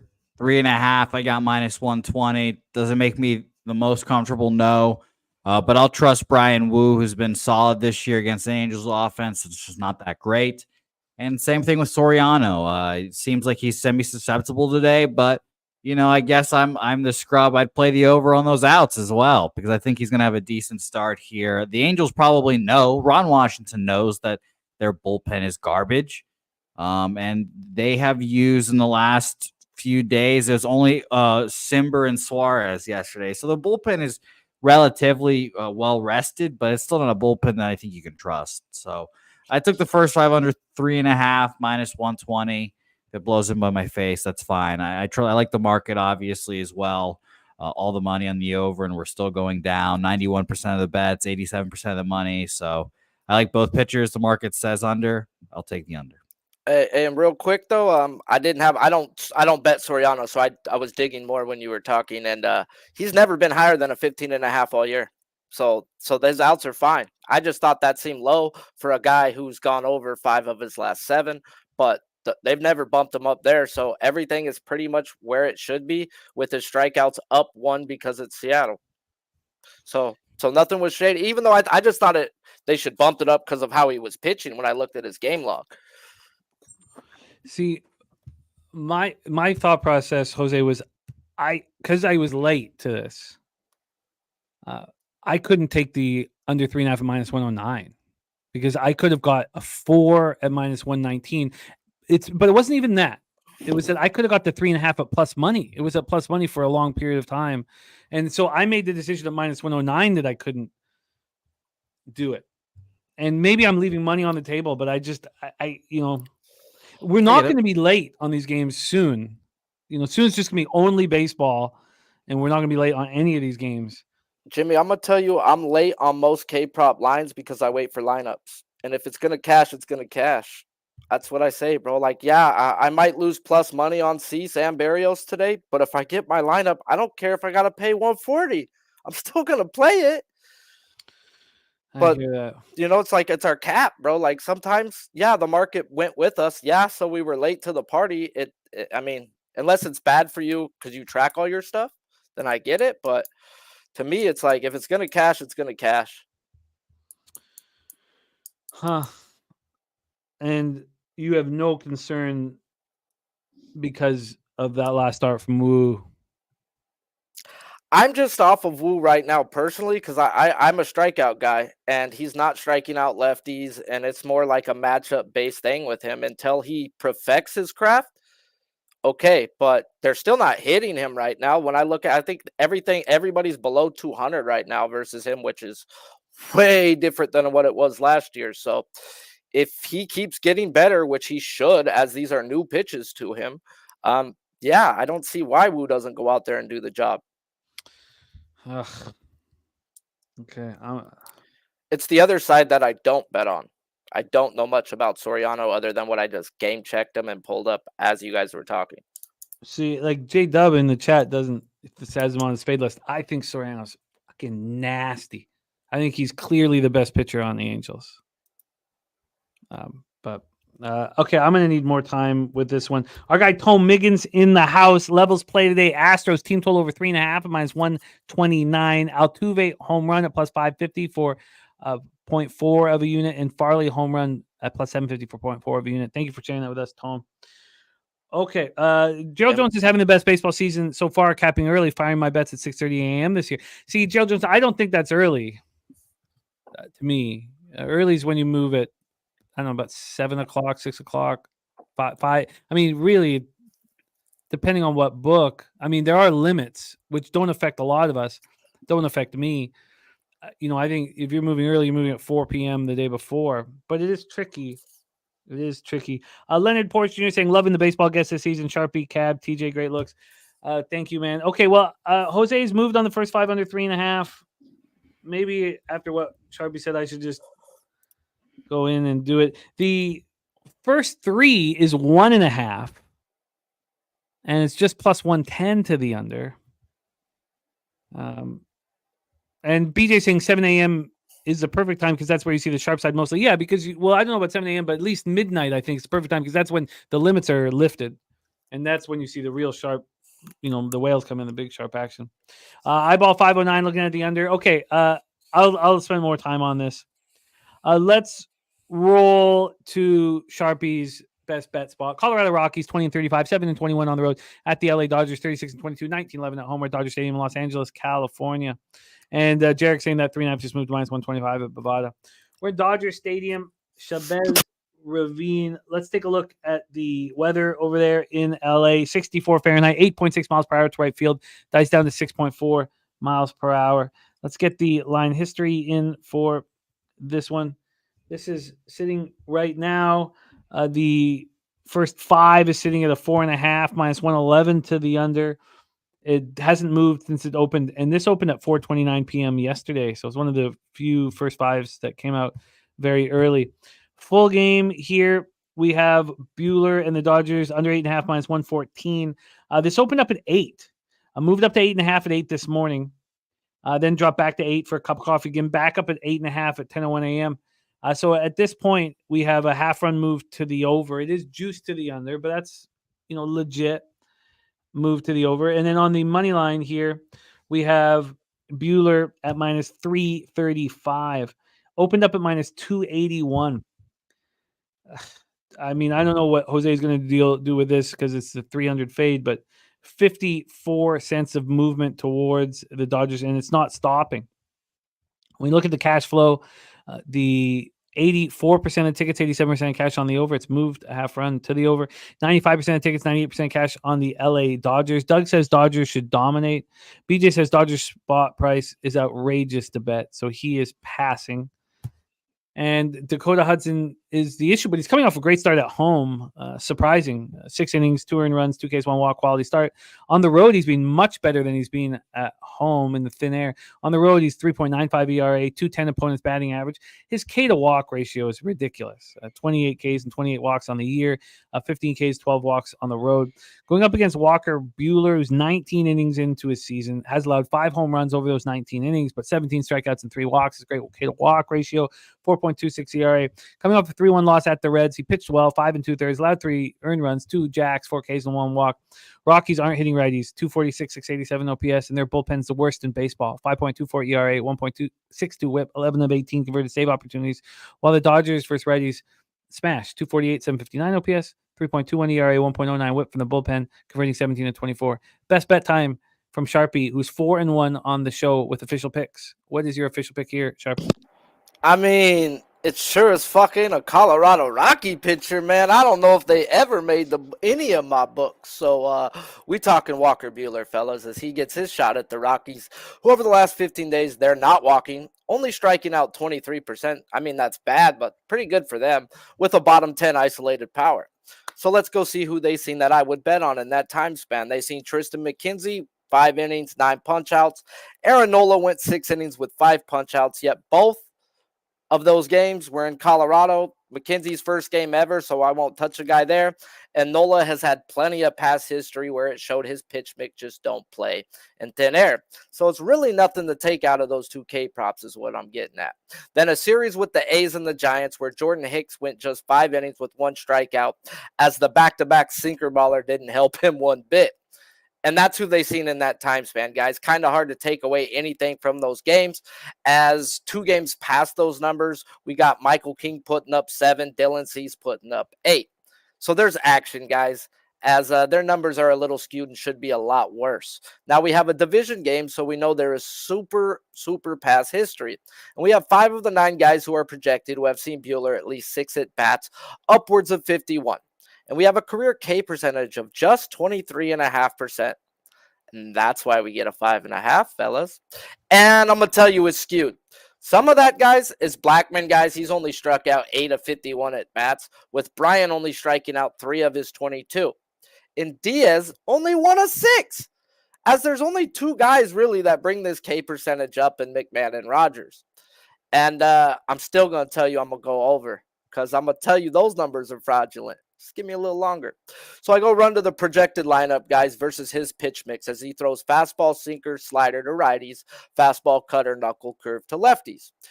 And we got ourselves a monster on our hands today, fellas, as I got 7 people who could strike out at least 1 time, and 4 of them being in the top 6, which means we have multiple action at striking them out more than once. So yeah, guys, the past history says Bryant ain't striking out. Yet, he ain't looking like the past Bryant. As this year, he is whiffing way above league average at all 3 pitches Buehler throws, and in the past, he has not. So I actually got Bryant going down for 1 today, and this should be in a 6.5. But because of the past history of Bryant and his 30-something at bat or 22 at bats and only striking out twice, and we got a Blackman up top. Yes, it looks drastically terrible. But then that's not what we're doing here, guys. We're going to dig deeper. As I was going to say, I need to wait for freaking lineups because this is telling me this is going to be a monster. And then I looked back at his pitch mix just to make sure everything was on par to 3 years ago. His fastball, his slider, his cut, they're all velo's fine. Break is where it should be. So Buehler is Buehler. I ain't got to worry about that. And then I go look at, man, he ain't played since 2022. This guy's got 6 at bats, Diaz. Then I go look.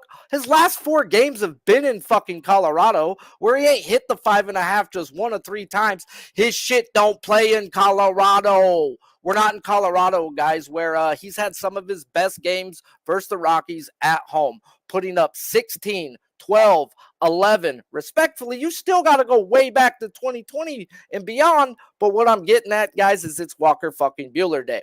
And we got a 5.5 instead of a 6.5 because of some bunk past history. I'm on the 5.5. It's minus 132 on FanDuel right now, as I've got 2 guys being tough. We've got Blackman, the leadoff hitter, Monterio, whatever the hell his name is, and he's in the 9 hole. If they want to put in Stallings for Rogers, that's 3 guys that are tough. That means he has 6 on a bad day, where right now I've got him for 7 on a bad day. So what I'm saying is, if they put out this, you could take him up to 9 or 10 today, guys, because Walker Buehler is going to have a fucking day. It's a great breakdown.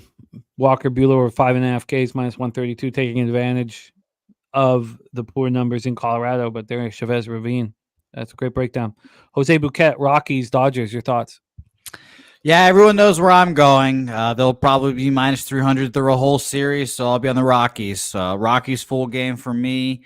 Plus, give me 1 second. I think it was plus 275. I want to make sure. Yes, plus 275 full game.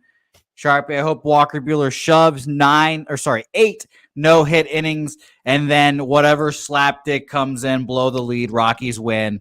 That would be awesome. Hey, you can give up 2 runs and have 7 strikeouts, and this guy Dakota shows up, bro. But I don't think Dakota shows up, bro. So I think that it's an over if the Rockies win, because that means Walker's going to have to give up his butt cheeks too, because Dakota looking like he in trouble, bro. With his what's his K prop at 2.5?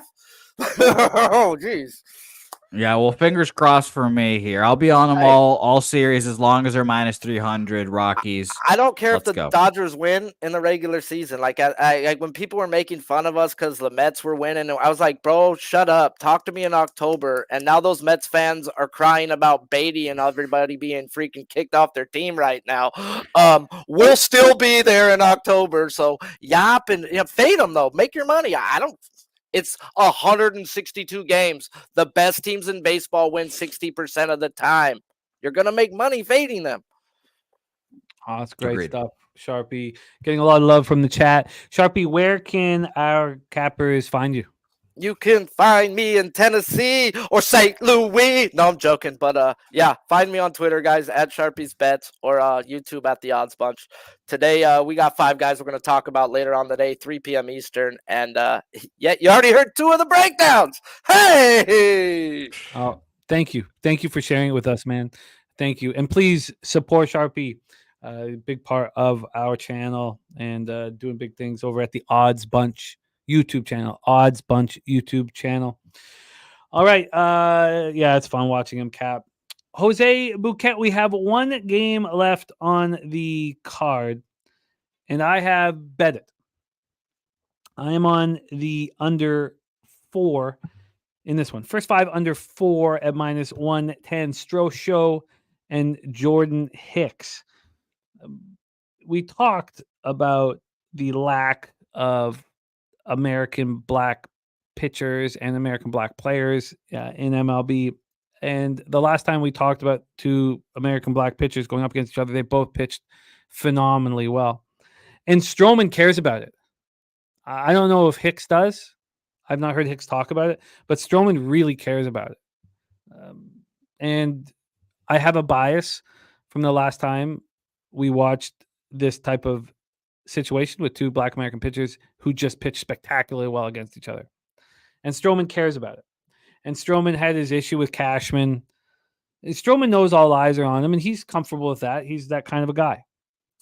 So Jordan Hicks is pitching very well at Oracle. Marcus Stroman is pitching very well outside of the Bronx. I thought this set up absolutely perfect for an under, and I can't trust the Giants bullpen. It's not only that, though. It's just that it feels watching Yankees games that their offense really comes alive late. And I don't trust the Giants bullpen, so I wanted to focus on the first 5. And I'll go over some more stats that back up my plan of action. Nice to see Troy Torrance in the house. What up, Troy? So let's talk about this one here. We'll start with the weather in San Francisco. It is 56 Fahrenheit, 6.1 miles per hour to left field. It swirls, and that's very calm weather out there. Let's get into the line history. Line history for Stroman Hicks. We have Stroman at minus 129, and he opened up at minus 130. So there's been no movement towards the Yankees. Let's get into the total here in this one. In this total, we're dealing with a 7.5. And it's minus 110 to the over. This opened up at 8, moved to 7.5 this morning. This line opened up at 8:30 this morning at Pinnacle. So it took 22 minutes for it to get juiced more to the under. And then it took 58 minutes in total for it to move to 7.5, which is where it is now. So despite it being juiced to the over, there still is a half-run move towards the under. When we get to the cash flow here in this one, you have 99% of the tickets, 98% of the cash on the over. So this is the second spot on the board that has a 99. The other one at 99.99. This one is 99.98. You have 77% of the tickets and 98% of cash on the Yankees. That tells me that the Giants are live here and that Jordan Hicks is live. And why wouldn't he? In 34 innings at home this year, he has a 1.85 ERA. Opponents are hitting .210 against him. He's only walked 7 batters. He looks locked in. Everybody at Oracle, this is going to be packed. I mean, we're talking sold out. Yankees are in town. It's going to be packed. Hicks is going to be amped up. And Stroh on the road, he's coming off a 4-1 win at the Padres where he didn't allow a run over 6 innings. On the road, 3-0, 1.98 ERA. His K to walk ratio is bad, but 208 opponents batting average. And he's going to love this big park. So I'm on the first 5 under 4, and the question now is, should I also be on the Giants' first 5? Eyeball 509, looking at Matt Chapman home run. Jose Bouquet, take it away. Strosho, Hicks. Yeah, I agree with you. I mean, this feels like a Giant spot to me and a first 5 under spot, but I didn't move on either one. I'm just trying to keep it, I guess, clean here today and keep this, streak going. But 99% of the bets and money on the over, that's automatically green flags for the under to me here. First 5 movement hasn't moved much. Is my only red flag, I guess. Opened up at minus 118 to the under, and it's still there.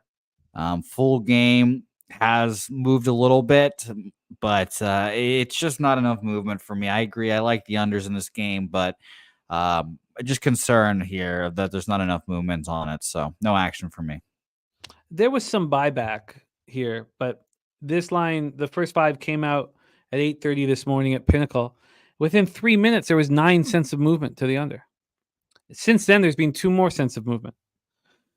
They can't put this at a 3.5. So I'm very comfortable with the movement. The question is, do I add Giants first 5? That's the question. Troy Torrance says short home dogs can't bet them. They don't win money in the long run. That was a late game last night that they played in Los Angeles. It was a late game. And, I think that there's a chance that the Giants playing late with travel, the Yankees playing late with travel are going to be a little tired. I really do. I think that that I should add first 5 on them. I can understand Troy talking about, what's up with these home dogs. And that's why his database is so important to everything that we're doing as we move forward. But I think the Giants have a real legitimate advantage from a traveling standpoint in this baseball game.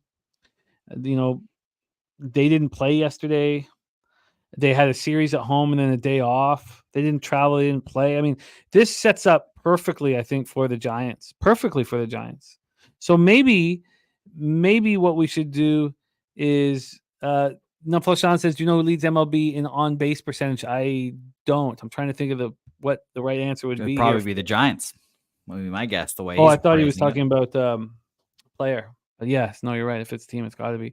Bo Jackson says Jordan Hicks 0-3 record against the AL East in his career. Bo, I don't worry about Jordan Hicks's past. He's never been a starter before, so he always wanted to be a starter. Now he's getting the opportunity. With the travel situation, the Giants with the day off, the Giants completely fresh. Now the Yankees didn't use any important arms in that game last night, but maybe it is Giants full game. Completely fresh, rested. I think it might be Giants full game. It's Wade. See, Lamont. That's dope, man. Late night Lamont. And now he's out. So we're going to see a slowdown. Interesting. Okay, well, I don't know if I'm going to move on the Giants side now, maybe. Troy Torrance says the spot lines up so well for the Giants. It really does. And it lines up so well for the Giants full game. Okay, I don't know if I get there. This is sounding like your Mets breakdown from yesterday. Yeah, interesting. And the Mets took care of business. Okay, well, I do like the tough thing about that spot yesterday, though, Jose, was that you had Daby Cab on the Diamondbacks first 5, and you had Matty Ice on the taint play today on the Diamondbacks full game. So that does take a little bit of the want. Makes it easier. Nupflush Allen says this game cannot be bet until the roster is posted. Okay, that's fine. I can do that, Nupflush Allen. But then I'm going to need a text message. Because Friday night at 10:30, I don't have to cap tomorrow's card. I'm going to be capping Woodbine. I will look at tomorrow's card, but I'm not going to cap it fully. And I've put that here that you are texting me. All right, let's review all action here. I'm going to just review my action, and then we're going to race horses here. What is our plan for horse racing today? Are we putting them all in one? Or are we doing...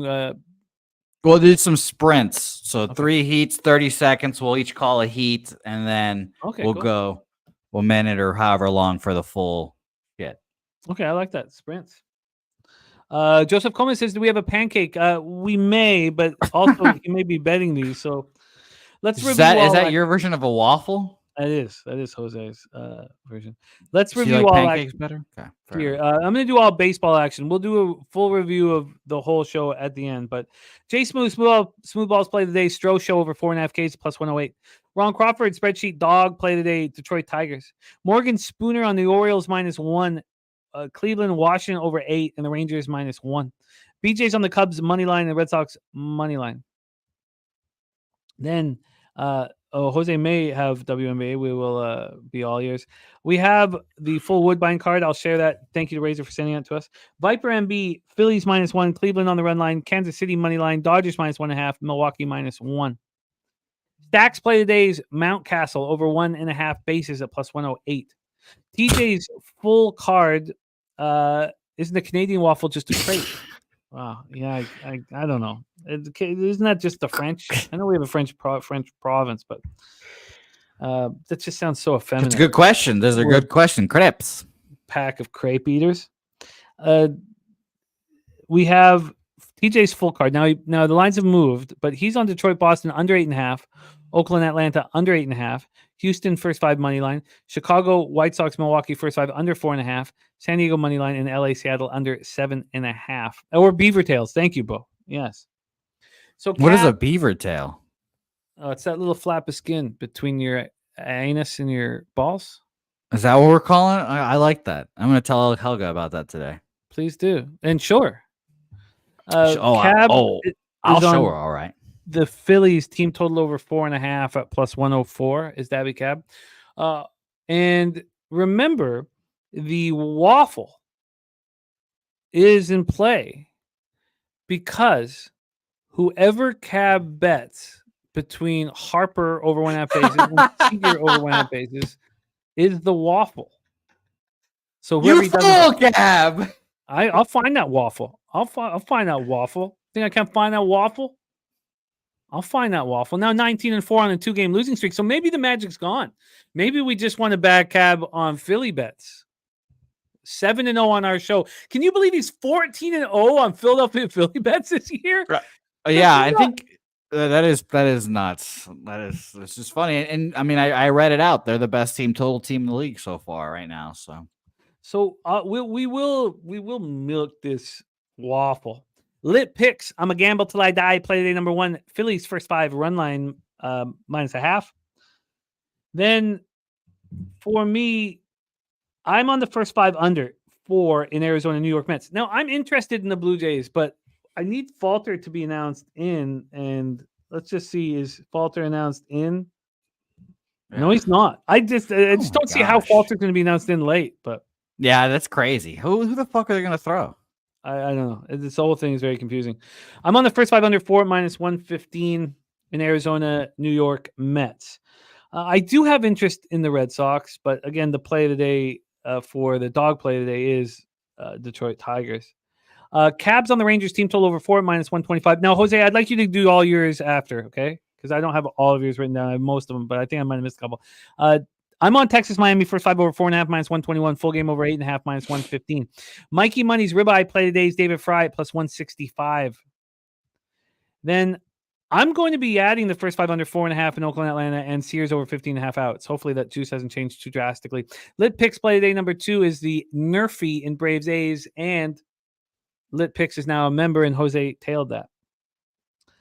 And Troy Torrance says he'll likely be on the Blue Jays as well. I'm going to be on the Brewers -1. Tone Miggins gave us the Astros team total over 3.5. Farley homer and Altuve homer, and I'm off that spot. The unders first 5 in full game in San Diego, Kansas City, I'm on them, and I think I just leave it like that right now. I know Jose's on the first 5 under 3.5. I've written that down in Angels Seattle because I may join them. Bueller over 5.5 Ks for Sharpie. And then I'm on the under in the Giants game. First 5, just first 5 under 4. But I don't know if I needed to be on just the first 5 under 4. I wonder if I could do the full game as well. Nutflush says Bryce gave an interview in San Francisco and was saying, can't wait to get home and play for their fans. So there we go. Jose, can you please review your MLB action? Sure. I am on. Have bet all these except for one. I am holding out for one. Mets, Diamondbacks, first 5 under 4, minus 125.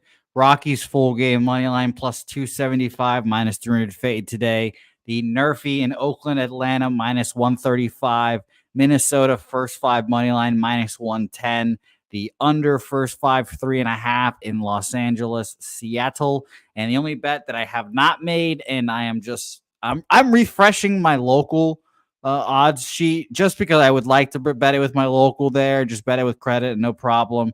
But it's the Sears over 15.5 outs there. I just think that's just a great look from TJ. We talked about how their bullpen is gassed, to say the least. Now, obviously, let us know in the chat if you see any Athletics roster moves to bring in more pitching. But I just think that Sears goes quite a few innings today, even if he's getting touched up. So Bovada had that at minus 155. So Jesus. for record keep, yeah. It's minus 120 at 365. Jesus Christ, really? Yeah, over 15.5, minus 155.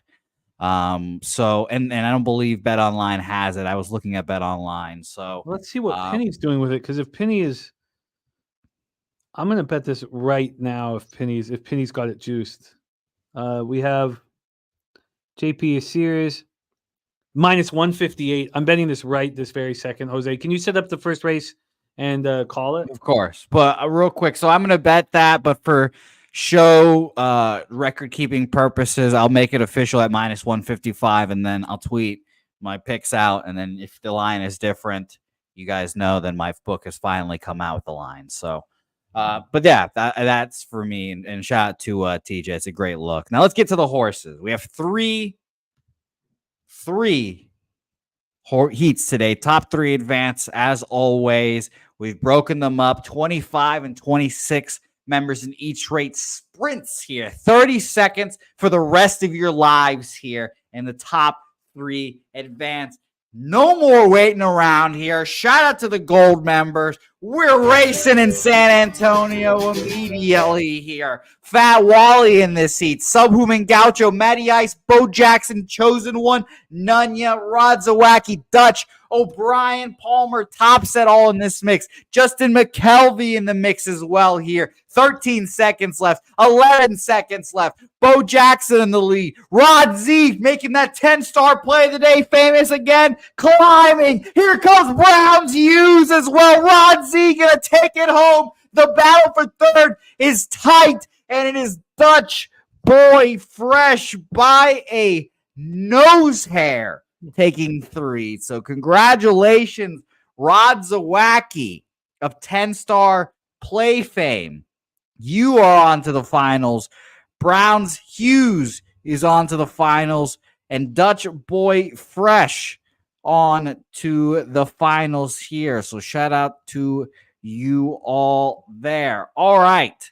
And by the way, yes, here are all the other participants. Shout out to you guys all in it. Matty Ice, Kelly, Lexicon, Connor, and Bo Jackson was in first that whole time. Phil all the way to 25th. 25th there. So that was ugly business. Too much early pace. Too much pace. Early pace. Now, round 2 here, as you guys see how the cookie is made here. Round 2, another 30 seconds. Jimmy, did you get your bet in? I did. I'm locked in. Official. Lovely. 38 cents better at 365. Yeah. All right. Welcome to, what should we call it? Let's call it a Southtown 101 Raceway, the San Antonio Sod.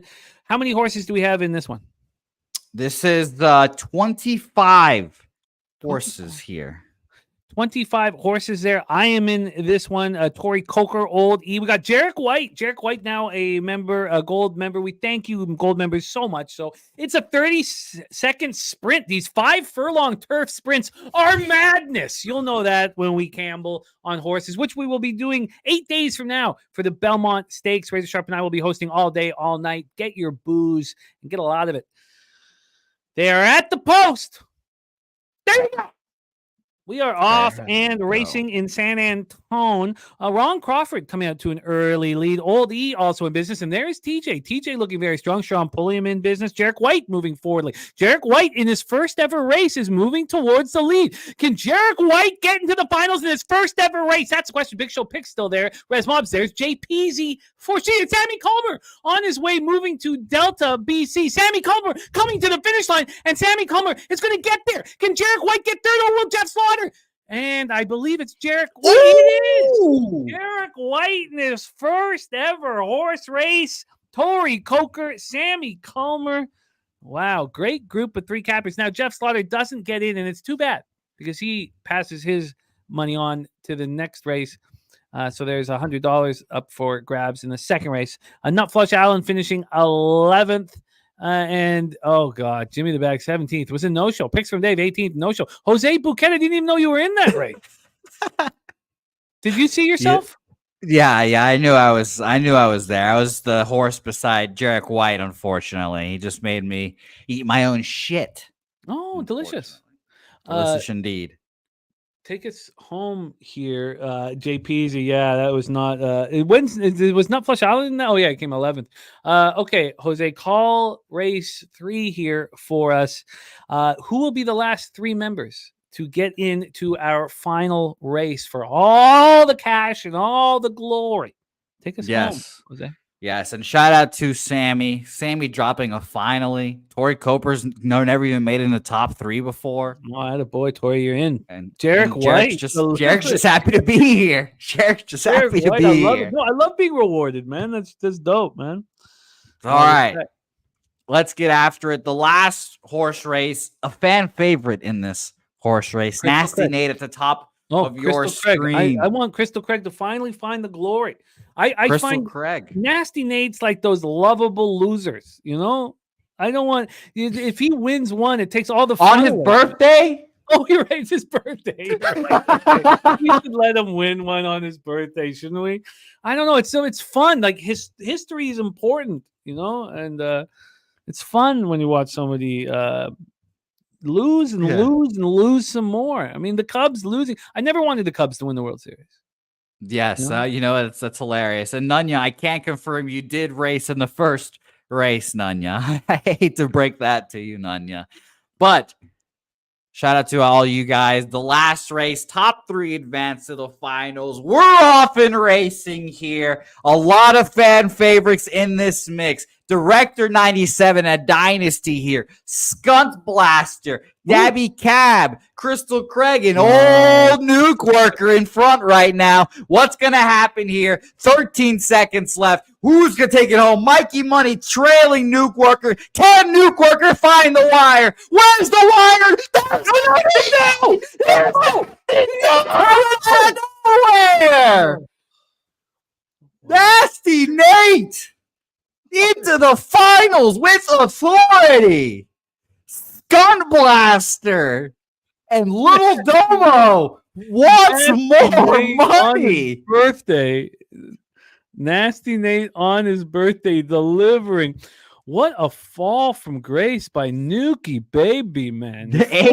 He just, oh, wow. Nasty Nate on his birthday gets to the finals. Little Domo, he's a prior champ. Yeah, he won yesterday. This is a chance for the double for Little Domo. Little Domo, and we've had the double done. The double has been done before. Yeah, Director 97 did it on our first 2 horse races, I believe. I think he did. Nasty Nate on his birthday. What a great group we have. A Little Domo, Skunt Blaster, Nasty Nate, Jarek White, Tori Coker, Sammy Comer, Dutch Boy Fresh, Browns Hughes, and Rod Zawacki. Look, I love Nasty Nate. But it's you know, it's his birthday. I guess but isn't it fun when he can't deliver with his horse? Isn't it fun watching his rage, you know, grow and grow? And isn't that fun? Well, I was about to say, Jimmy, we just set ourselves up for maximum hilarity. We want another second place. We would love another second place. Back-to-back second places would be hysterical. Look, we love Nate. See, he says I like. Big Surf says I like when he loses. It's funny. See, Kelly's right there with you, Nate. 0 for 105. Kelly. A lot of losers we could root for in the chat, apparently. Tori Coker rooting for Nasty Nate. Good man, Tori. Good man. This is going to be a wildly exciting finale here. Yeah, a lot of people we love here. Tori Coker. Jarek might just come in and pay for his membership today. I would love that. I would love that. Love to see that. All right. So you call the first 30 and I close shop? Yeah. All right, guys. Poor Nuke still a maiden. Poor Nukie. I can't believe it, Nuke. I can't believe it. This experience of these horses has made me fully decided my old man when I'm rich after I've hit the lottery or a gigantic parlay. I need to buy a horse. I need to buy a real horse. I need this to happen in real life now. I mean, how is this not? And my horse is going to be called Gold Member Races. That's too many letters. No, really? There's a limit? Son of a bitch. I'll have to shorten members somehow. But Gold Member. If there's no spaces. That's what I'll do there. Gold Member Races. I'll shorten it somehow, but that's my horse's name coming up here soon. But let's get after it a minute. Before you do, when I was younger, the horse that we used to laugh at, now I was 5, 6, 7, 8. There was a horse at Hastings called What a Boob. What a boob! All one word. What a boob! Remember what a boob? That could be, that could be interpreted a lot of different ways. It could be making some fun of someone, or you could be shocked at a boob. No, and you could say, "Wow, what a boob that is." No, I don't think it could possibly be positive. We'll see. Lil Domo needs this back to back. Oh, he needs this. Oh no, Lil Domo. Lil Domo needs it. Let's go, Lil Domo. Oh no. Let's go. Appreciate everyone as always. We're racing in San Antonio yet again here. Glory on the line here. Jarek White trying to be a debutante victor here. Lil Domo trying to go back to back. Nasty Nate trying to make history on his birthday. And everyone else here wants to play spoiler. Tori Coker, Sammy Colmer, Browns Hughes, Rod Z, Dutch. Who is taking it home, Jimmy?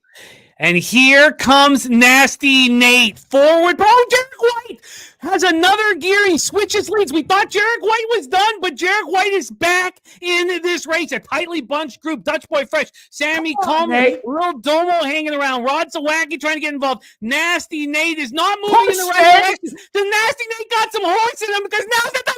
Now's the time, Nate. Now's the time.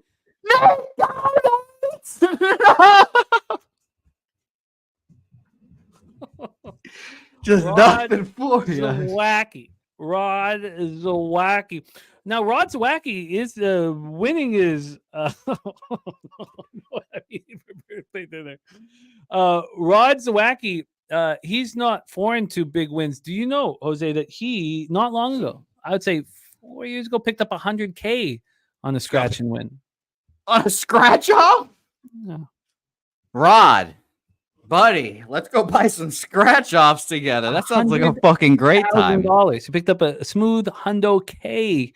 Rod, I would like to know the logistics of how do you cash that in? Do you just go to your local gas station and give them the ticket? I'd like to know the logistics of that, Rod. I don't believe that's the case. I don't think Tom at the corner store is holding 100 large for anybody. He's like, oh, fuck. Let me hit the safe. Because if they did have 100 large, they would be robbed all the time. Yeah, probably. Let's get back to business. But shout out to Rod Zawacki, $50 richer, and Nasty Nate, little Domo. It's too bad he needed it. I thought that felt heartfelt. But yeah, Nasty Nate's sniffing around the winner's circle, man. He's been close. He's been close back to back. Made the finals back to back days. Nasty Nate's time will come, and I will. I'm rooting for you, Nate. I will be sad. I'm rooting for you. I'm not. It's fun. It was part of the fun. Is that Nasty Nate can't find the winner's circle. All right. How many times has Nate not won in the finals? I'm not going to ask him. It's I also don't ever offer them water at the bar either, right? Or Don't do that. Don't drink water yourself either around him. So these are important notes. These are important notes for Nasty Nate. The squad here on camera coming off a 14-1 day in MLB. But let's start with NHL. Subhuman Gaucho, hockey play today. Subhuman Gaucho, 33-27 plus 18.29 units. He's crushing it. He was on the first period under 1.5. He's on Ben over a half point. Jamie Ben over a half point in NHL. We did review all MLB before, so we don't need to do that again, but we should review the NHL. I'm starting to like the under in this Oilers Stars game. I thought you were about to say, I'm starting to like the Oilers. I was like, you love the Oilers. I'm on the Oilers. I haven't bet yet, but I'm going to bet. By the way, I didn't give Nasty Nate a birthday pick. And I'm sure Nasty Nate will especially bet the birthday pick for me. So, Nate, I'll give you two. One you'll love and one you'll hate. The one you'll love, Oakland, Atlanta, Nerfy. Let's ride together, Nate. And the one you hate, go ahead and just enjoy your evening with the Colorado Rockies tonight. Full game money line, minus 300 fade. Come on, Nasty. Let's come into the chat. Big dick out walking around tomorrow saying we took down the Dodgers. Possible. Here is Razor Sharp Picks full Woodbine card. Drop that. I will be at the horse track tomorrow. Looking forward to it. Again, if you see Martin Drexler and you don't mention my name, I will be personally offended. Well, I'm gonna text Spenny as well and be like, "Hey, Spenny, man, if you see Martin, prepare your offense. Prepare it. I can't wait." Yesterday, I left seething, and I apologize for that. The anger that I had for not putting a bet in, and I hope that never happens again. And it will. That's the sad thing. Happens every year, once a year.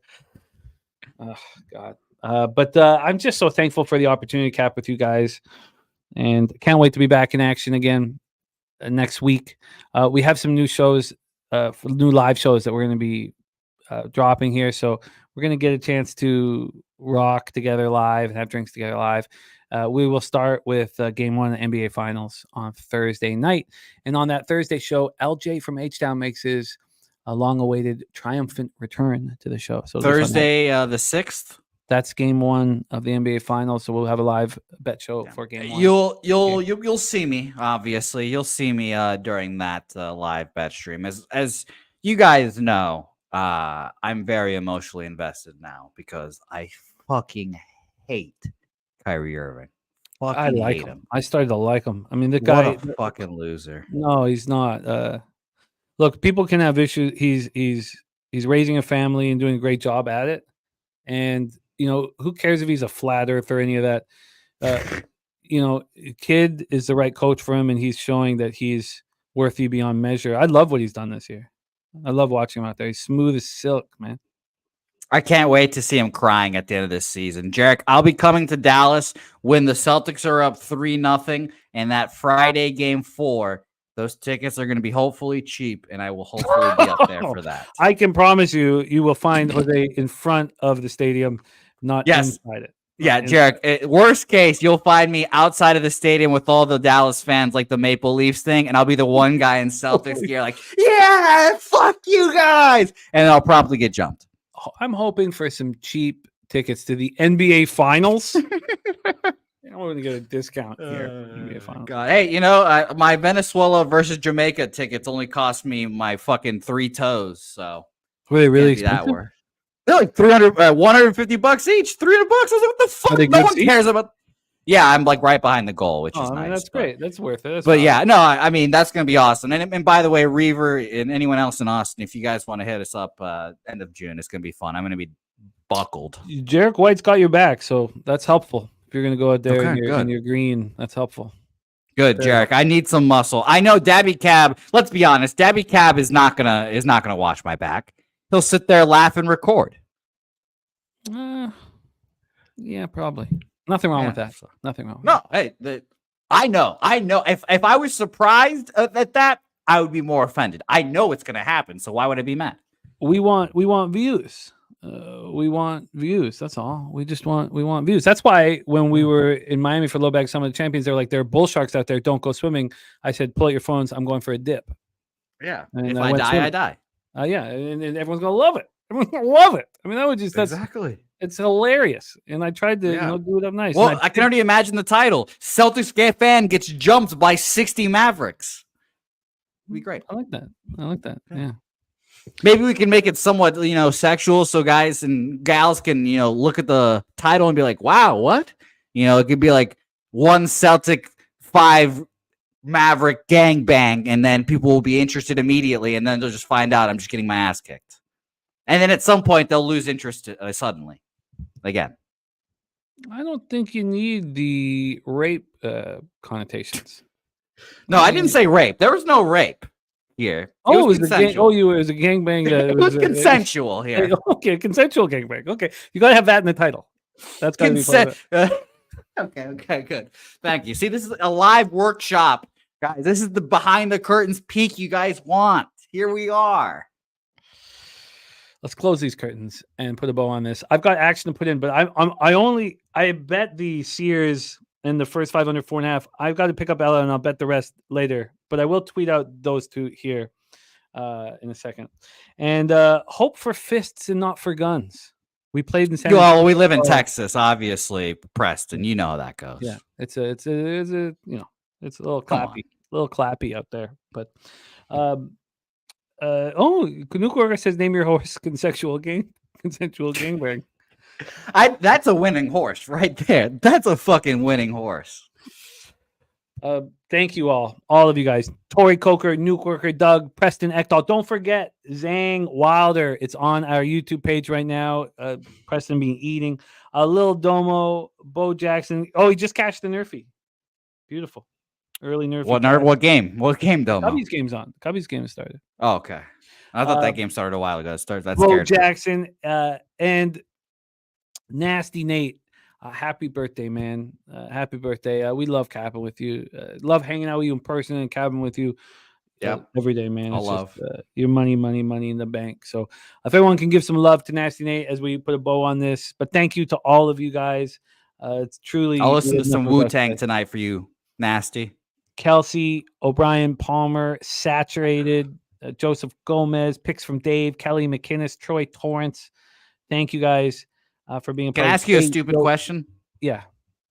I was sitting here in my head just now. I was like, name a Wu-Tang song. And I was like, fuck. And I don't know any off the top. Is Cream Wu-Tang? Yes, it is. Bang! Here we go.